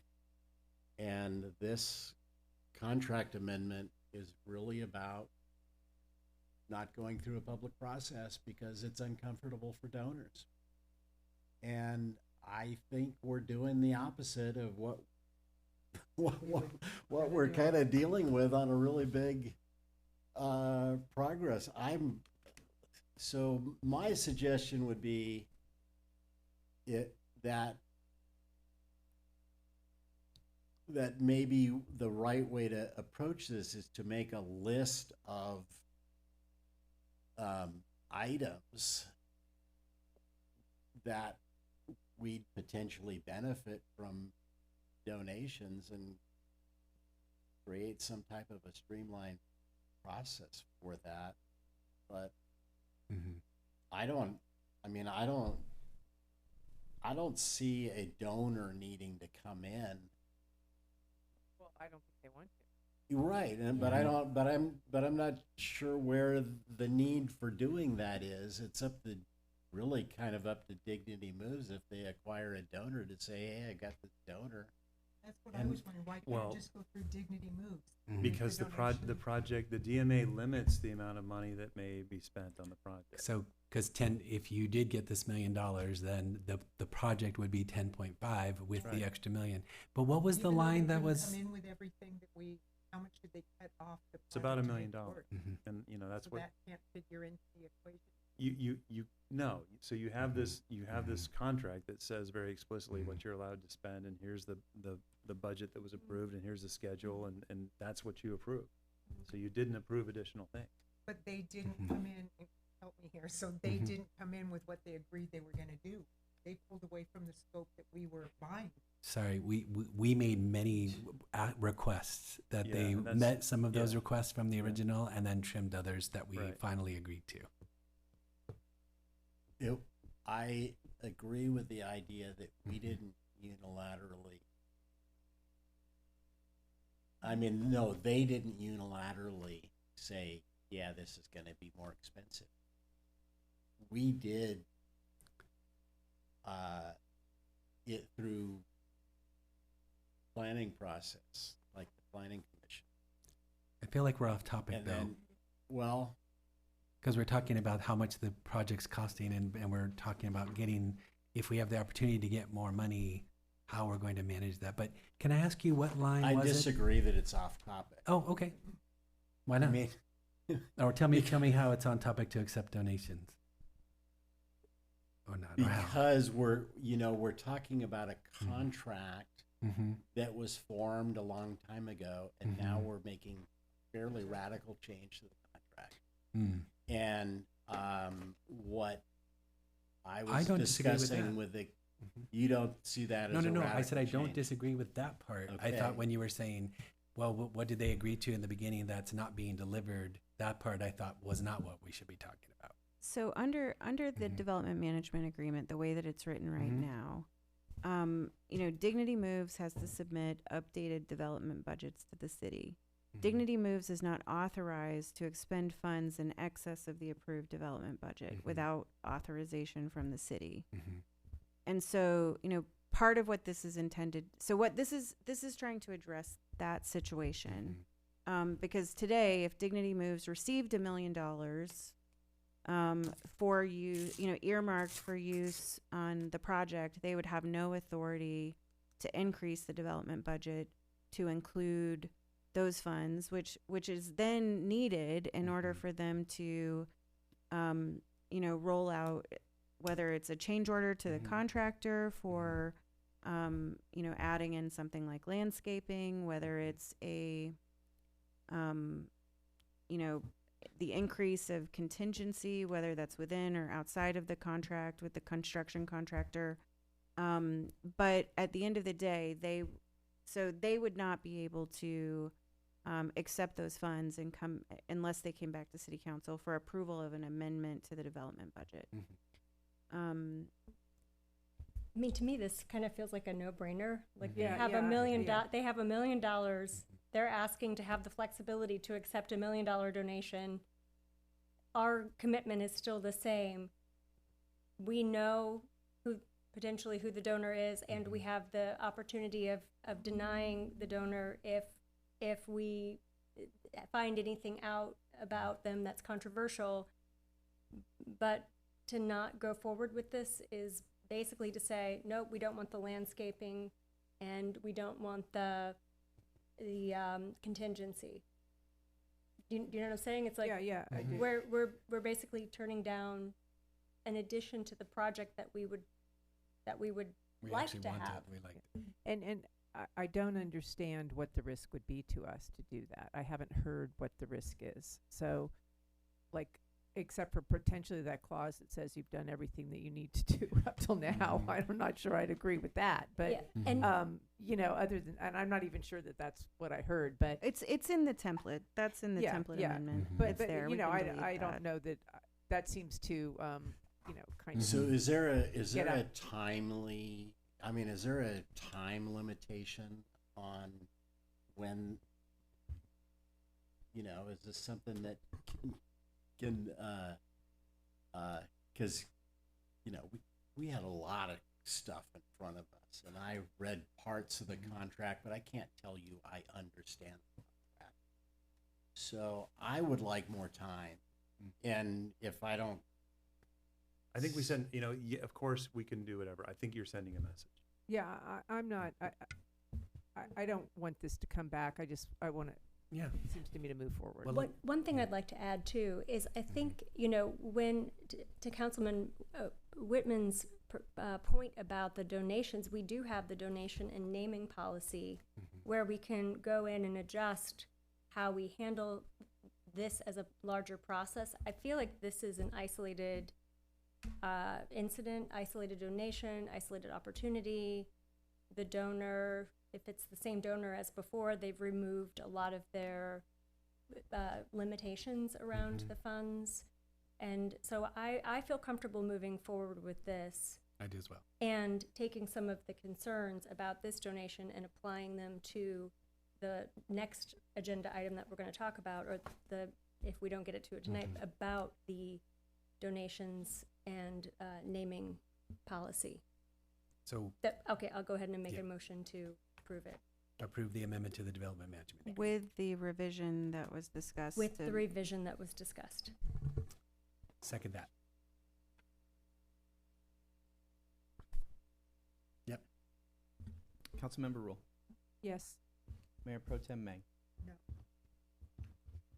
Councilmember Whitman. no. Councilmember Lang. Yes. Mayor Gilman. Yes. Motion passes 3-2. Okay. I know. Is everybody up for? We just made $1 million. I hope so.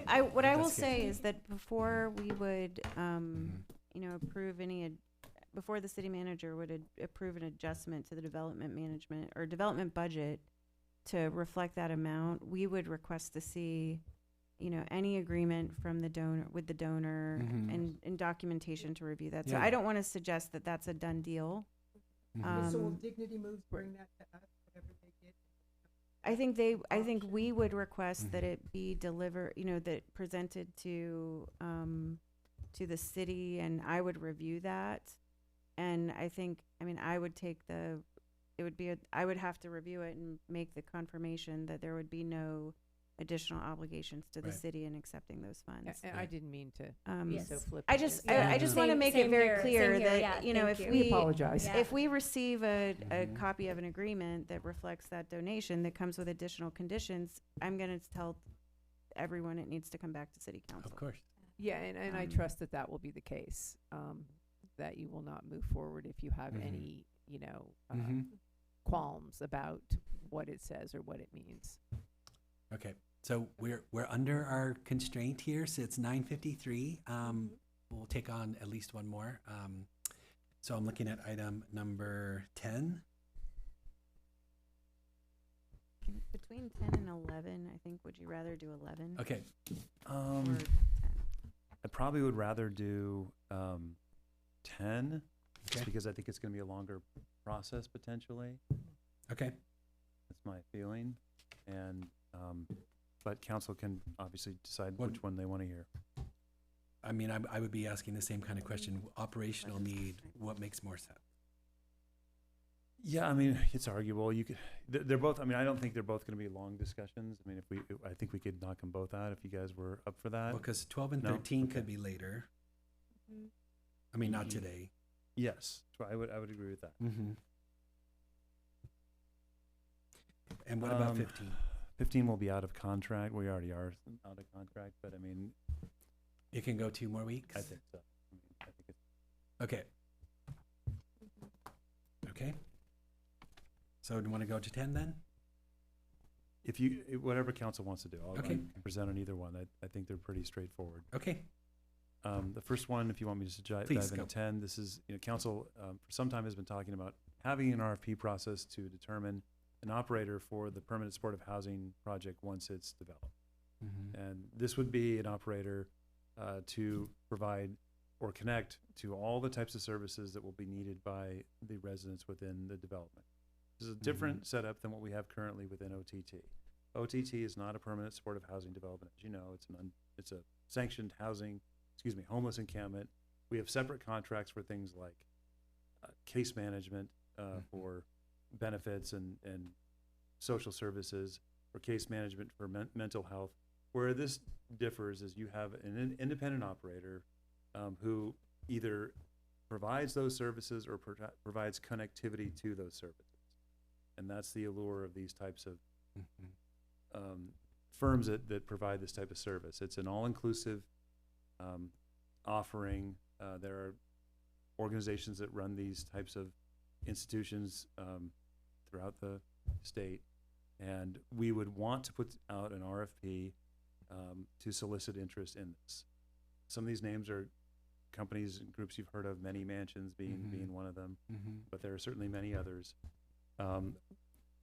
We understand that you might want to tweak some of the wording within here. We understand that some of you, notably the person to my left, has experience. Everybody's Councilman Whitman, I know, has experience with similar type contracts through the nature of what he does. And we, just full disclosure, we put this together with the assistance of the County of Ventura and Dignity. We asked, what can we see some samples? Can we get wording? And so, but it doesn't mean that it has to be this way. So, I think it's going to be, we're going to want to have a fairly, at least a 30 or 60 day, probably a 60-day window maybe to get the type of interest in this we want. We're going to want to go through a full process. We're going to come back to the council for review. And this is, when I think you're going to get, and this is why I'm anxious to bring this to you. I have always put this number at around $500,000 a year. I could be wrong about that, right? We could get proposals that are 600, 700, or we could get some that are less. But that's from talking with those who run these types of things that have come up with that number. But this is how you'll truly know. You'll get your proposals, you'll be able to vet them.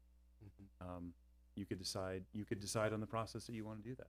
You could have a subcommittee be involved in that. There's a number of things, but I would like to, the other thing is I'd like to get this going because Dignity Moves and the contractor has said, what they normally do when they build these projects, once they know the operator, they bring the operator in, because sometimes there are minor tweaks to the project that allow it to operate more efficiently or in the manner that the operator is used to providing services. Maybe they use key card swipes, on certain doors, and they use bolt locks on other doors, and that's just a dumb example, but you get what I'm saying.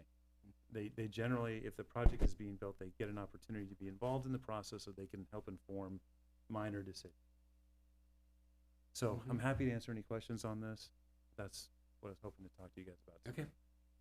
Questions? I have no public comment card. Anybody online? No raised hands, Mayor. The comment or one comment I had was, if I look at page 190 where I see the weight of these items, the ability to collaborate locally being 5%, I guess All subject to revision. No, I understand. And what I understand, I'm not trying to be so like objective in this sense, but I'm interested, I guess, in that we do have, and I'm not just saying that because she's here, but like Help of Ojai as our Correct. continuum of care provider. And not to say that they're trying to bid for this project, but more like, I guess I'd be eager to find out how well these vendors would be able to work with somebody like Help of Ojai. It would be something that would be important for me. And more than 5%, I guess. Absolutely. Everything here is, you can change whatever. Yeah. So that's the only. And we thing haven't that gone really- out for this type of bid before. Right. So, So is there a dollar amount you have to send out a bid? I would think it would be wise to have some type of a dollar amount instead of wide open. So would that be the 500,000?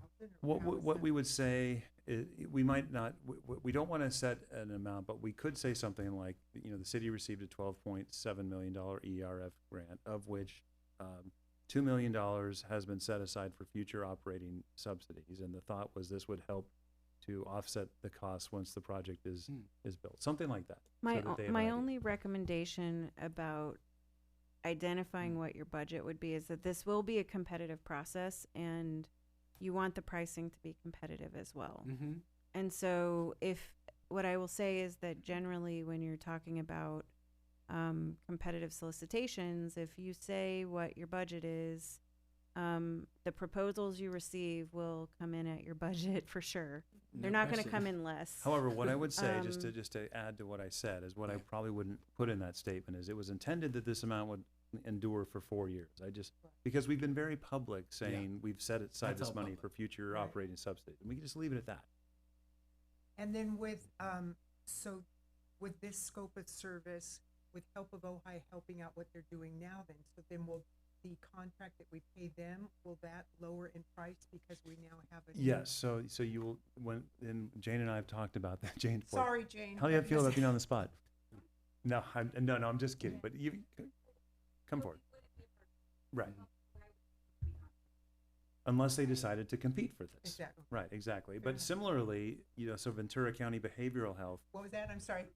Come up, Yeah, Jane. come up, Jane. Please. See that? But while she's coming up, what I'm interested in is an organization that opens up a possibility for a continuum of care representative through Help of Ojai to Sure. be a collaborator. Put that in the Yeah, RFP. yeah. That's what I'm All good. So what it would look like, and partially like Help of Ojai is not interested in property management. That is not what we do, not what we're interested in, period. The scope of the supportive services, which is required for PSH, right? Permanent supportive housing. This is required through this type of housing. It is a complete duplication of service of what we already do, right? So you would have a population of 22 people plus whatever who would no longer really utilize help for that service anymore, which in theory, fine, right? But would have then a different and new service organization. TBD of whether and like how successful that would be, considering these are people we've worked with for as long as we have. But it's definitely something to consider, if you will, in terms of what that looks like. So we would no longer be like the COC agency supporting. They would be people who we work with theoretically in this field, right? But it would not be the same. No, thanks. I appreciate that. That's useful. I guess it'd be interesting to see anybody that would reply to this request with that understanding that there are people that are in basically our care right now. That would be interesting to know how they would work with them. Sure. I mean, similarly, also, we're not envisioning you continuing the security contract. Right. Now, if council, after this thing is built, wants like a temporary security presence there for a short time, but it's a different makeup. It's got walls all around the perimeter. It's secure. The doors have locks on them. There's an on-site manager. It's just a different arrangement. So the manager will be on-site, living on-site? Well, that remains to be determined a little bit, that's what because I don't, and the short answer is probably not, but It's we not would like to here. come back at a future agenda item to talk about workforce housing that could include a component for somebody in this role. But that's not here in what you That's not proposed, in right? front of us. Right, right. So my orientation on this is that I'm really not sure how many service providers or consultants we may need in order to get this done. One of the, so first of all, I'm not certain that the property services component and the delivery of services provider component are the same person. And then I see a really big third component, which is somebody who knows the funding system on a multi-level concept, because I've done a little bit of research on this, and I can't say that I have any understanding or expertise. The clients that I represent, they have really just one and sometimes two funding sources, and it's Medicaid and Medi-Cal. Well, we've got HUD and it's a completely, so we can't just take a bucket and say, here, agency, reimburse it. There's a lot of the stuff that we're going to be expected to do under the grant that actually has a funding source out there, but the city doesn't have the wherewithal to understand, So I talked to Bethany about this for a while. I mean, in the field that I come from, there's always a person who can kind of guide you through what you need. But I think the thought process here is putting it out with an RFP is the best way to start getting an understanding of what our operational costs are. Yeah. But I do have some concern that putting an RFP out that's inarticulately put together, I mean, just like the reaction that Jane just had, well, I don't want to have anything to do with property management. Let me jump in there. So because, I think this person who can explain to us the funding services, and I think that there's a couple of like local cities who are further along in the process than we are, and I don't know if they'd be willing to share with us, because I think that while I'm scared to death about how much per year this might cost us, it's also possible that there's a funding source for a great extent of what we're going to have to, but we have to apply for it in the right way if we ever want to be reimbursed. And if we apply for it in the wrong way, they're just going to say you don't qualify. That so we really need to have somebody. So maybe that's part of this RFP, and that we're looking for somebody to give us detailed expertise on how to fund these operations.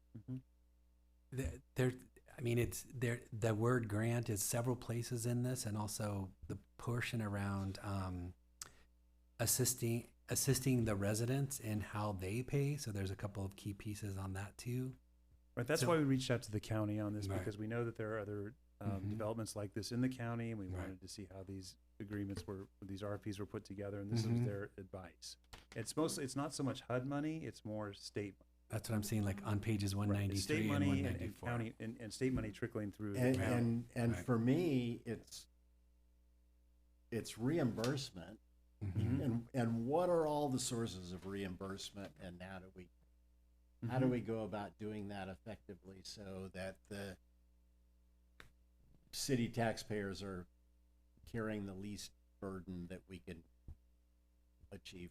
Well, when you said that it might not be the same person, it's hard for me to imagine somebody who's basically managing this property also writing grants that pay for the expenses, but it may be that that's another person. I don't think it's really I don't think really the concept is writing grants. The concept is we're providing this service and we qualify for whatever funding you're providing, and that's going to a combination. I think it's right that it's primarily the state, and this is a state obligation area, and it's, I think we're also applying to the county. Yeah. Right. So you're eligible for funding that you're not eligible for now. Right. We've heard that a couple of times now. And this is what the county, and so Kimberly Albers is the person that I think, if you want some type of explanation on how that works, she's probably the best person to come in and provide that. I can check on her availability, and she can do that. But again, she was the one who reviewed this RFP and said, yep, this is going to get you this is going to get people that are interested. And it's not people, it's firms. I was going to say, Actually, go ahead. Can Yeah, I please. have a proposition. After hearing what Jane said, I have some real concerns about leaving them out of the process.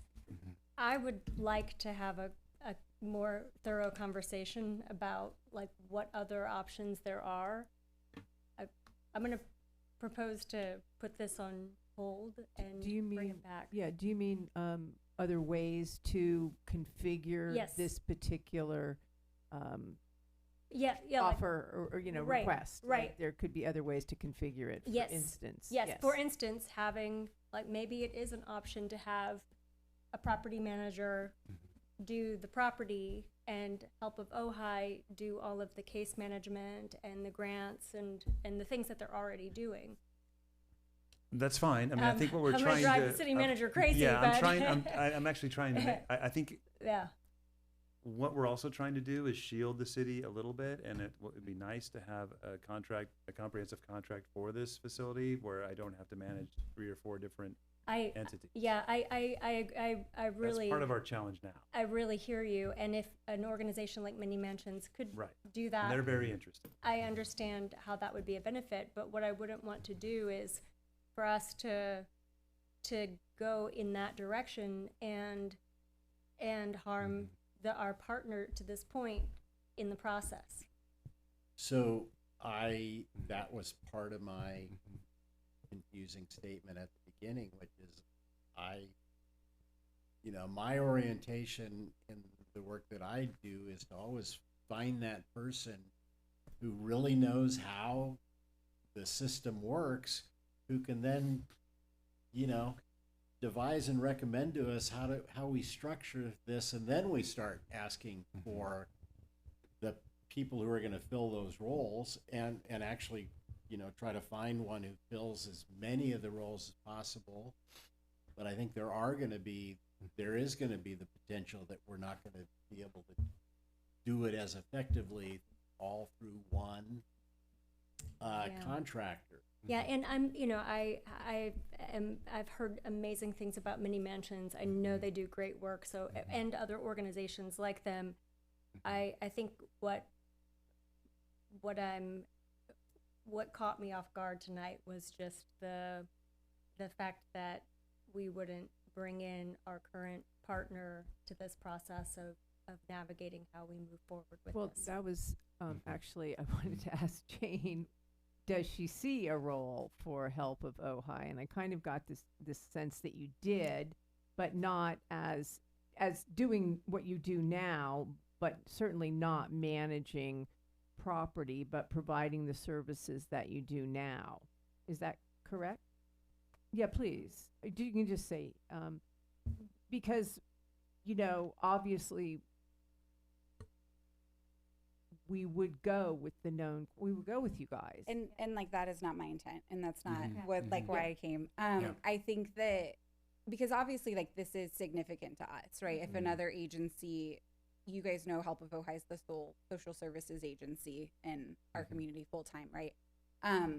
We have clients who have moved out of the area and they're in Mini Mansion locations. We work with lots of different permanent supportive housing programs, right? But then we no longer have those clients, right? They're no longer our people. They move, they transition. So there's like this bigger piece of like philosophically, what do we think is best for our community and our clients, right? Continuity of services is a huge part of that, but we don't do permanent supportive housing. Like this is not the work that we do in terms of the property management piece, but a lot of that relied solely on the fact that like there's never been PSH in Ojai. That's never been a thing. So this is new collectively as a community as well. It will be very hard, I think, for the population we work with to try to do a warm handoff in terms of the way they're supported. And then that also creates challenges for us because it is a significant duplication of service, right? If people are coming to us and they have another agency they're working with.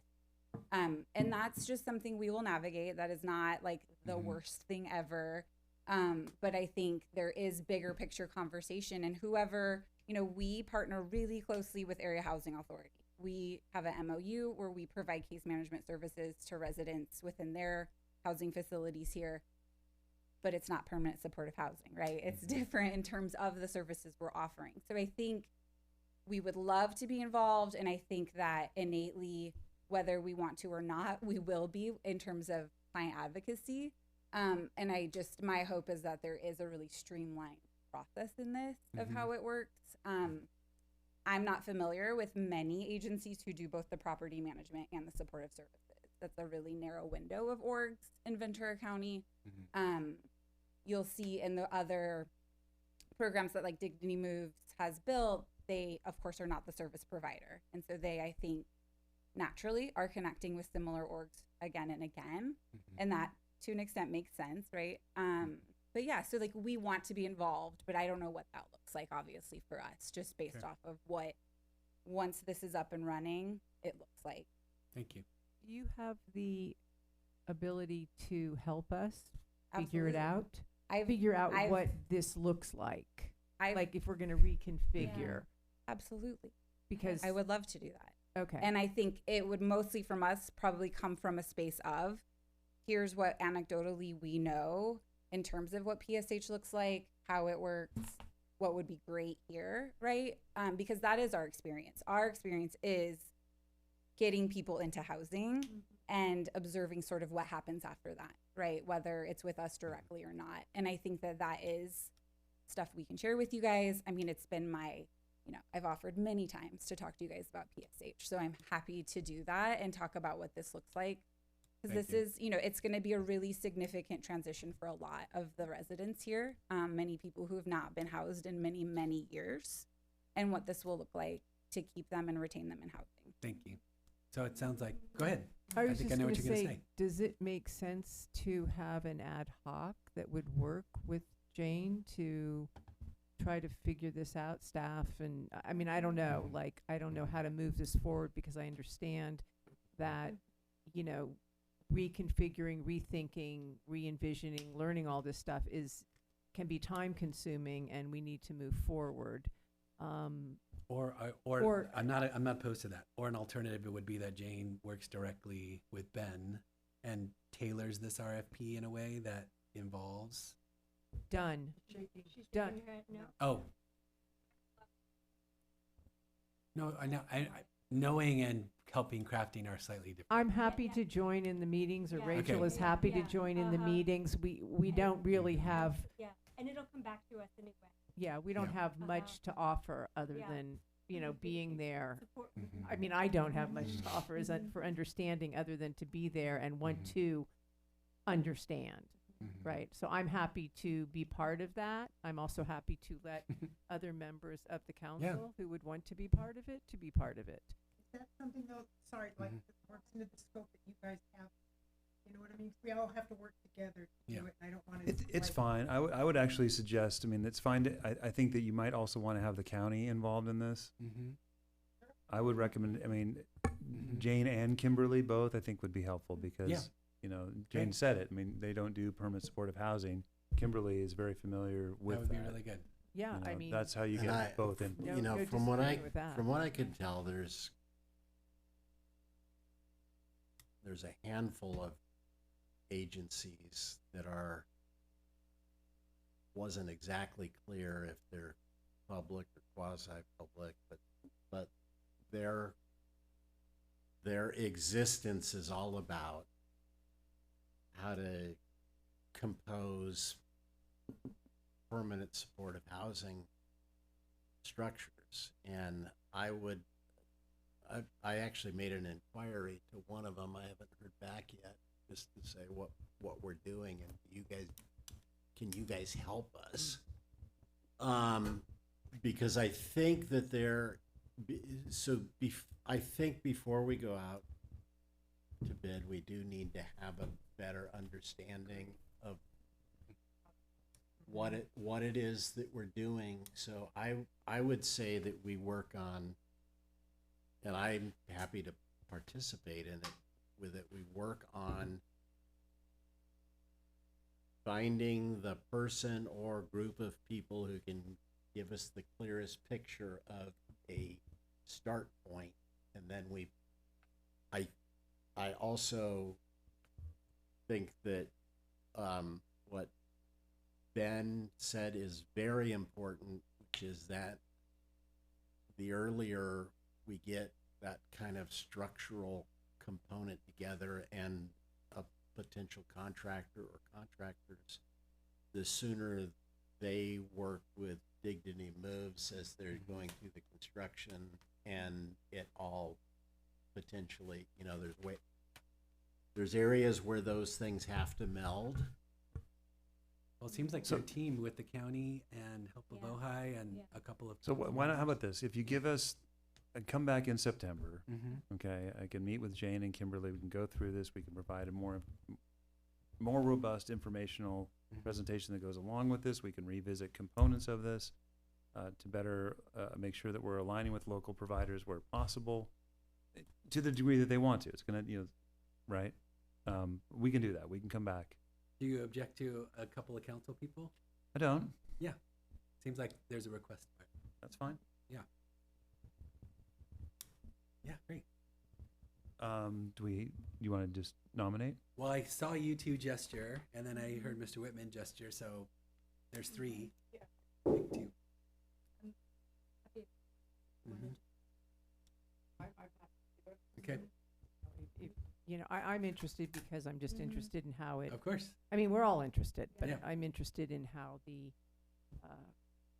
our local nonprofits can fit in course. here, and then just getting a general picture of how this is actually going to find form. Sounds really good. And my only thought about being involved is because of my background, not that I've done financing of any of my facilities, but I certainly have. I mean, my clients have been sued saying that they maliciously distorted the funding. So I've had to learn something about their funding. And so Please do. Yeah. So we're saying that'll be Leslie and Andy. I think bringing the concern about funding and the fiduciary concerns to this is really important. I agree. And I don't necessarily have that For sure. in that way. Okay, thank you. Thanks for being flexible. Yeah. No, thank you. Do we need a motion That's all for good. that? Do we need to vote move on that to come back in September? Yeah, we never mind a motion. Sure, go ahead. Okay, Motion would be I'll make a great. Thank you. motion that we form an ad hoc committee with council members Rule and Whitman to work with the city attorney to revise the RFP with a group of experts and come back in September. Do you want to go ahead? City manager. I'm City sorry, manager. not a city Okay. attorney, Well, city manager. I'm just. Sorry, Beth. And then the county And the help. county, so the Help of Ojai. county and Help of Ojai. Okay. Well, I think we collaborate with whoever we figure out. Because I don't even And know other that experts we know as all the identified. people we need to talk to. Yeah, and we don't need a repeat of. Second that. Yeah. That's great. No, thank you. Okay. We can do that. Appreciate that. Great. I understand the motion. Okay. Thanks for that. And who is the second? Me. Gilman. Roll call. Councilmember Whitman. Yes. Councilmember Rule. Yes. Mayor Pro Tem Mang. Yes. Councilmember Lang. Yes. Mayor Gilman. Yes. Can we try to knock out 11 real quick? I mean, we can, as far as I'm concerned, if you guys want to, that's fine, but if you want to call it at this point. I think 11 is going to be a longer discussion. Okay, then let's, okay. potentially. All right. All right, then. Me too. Okay. Okay. So are we good with everything else for now? If I think we so. need to If we need to, have, have something special, Okay, like a meeting. okay. You already have one on Tuesday, next I know Tuesday. we But we have, we All right, already so have any three council items. member reports? Yeah. So I was the liaison to the planning commission meeting last week. And they tackled two really complicated projects. One, so I'm not going to say much because they're both potentially coming to us. But it was the largest group of people attending a city meeting that I've seen since the Becker stuff. I showed up and could not find a place to seat anywhere in our former chambers. And what I want to bring up on my report is that the Planning Commission did a fantastic job of walking through the concerns of the business. I'm now talking about the project with Roots, and it's complicated because they're a business concern that potentially impacts residents because they've got lots of close residents. And I just really want to bring attention to the really hard work that they did, and really a wide, 4 commissioners all presenting ideas about how to make that project better. And so I want to give my props to citizen committees, and that it's a great process for us to have. It'll make it easier when it finally comes to us. Well, similarly, the Public Safety Commission met for their first time. They're basically going to move to generally the third Wednesday. There's going to be the third Monday, but they're having a special one on August 24th, and they're taking the speed hump policy and trying to expand it a little to have a general checklist of things to try before the speed humps would go in. So they have an ad hoc committee that is coming back, and so that'll come before us eventually, but that's pretty interesting. And then the only other thing I was going to bring up is the water adjudication. If you look at the paper last time, it's posted there that's going in front of the judge, so you can read it for yourself and see what's being proposed. It's a lot of pages, but if you're interested, go for it. So anyway, that's my report. thank you very much. And there was any more? There was a couple future items that we said in the course of our meeting. We had talked about the cultural monitors. Elise is talking about that. We talked about the review of the OVM contract, or just the check-in. And then another thing that, no, that's it. Just to say it's on, I've just said that we had talked about that. And then those were the two biggies that came out. And a presentation from the chief explaining flocks and That's that right. and that other Mhm. issue, which I'm In data collection. Data Yeah. collection. By privacy, yeah. Got Okay. that, yeah. Okay. I had one more marked, Mayor, from our Yeah. warrants discussion through Okay. Councilmember Rule coming back. Clarification on the warrants report. I also Okay, marked right. As a return. Well, and the bringing back a report with more detail On legal regarding spend. attorney Yeah, expenditures. Legal spend and Yeah. the trend. Thank you for that. Yes. Okay. Meeting adjourned. Thank Right. you.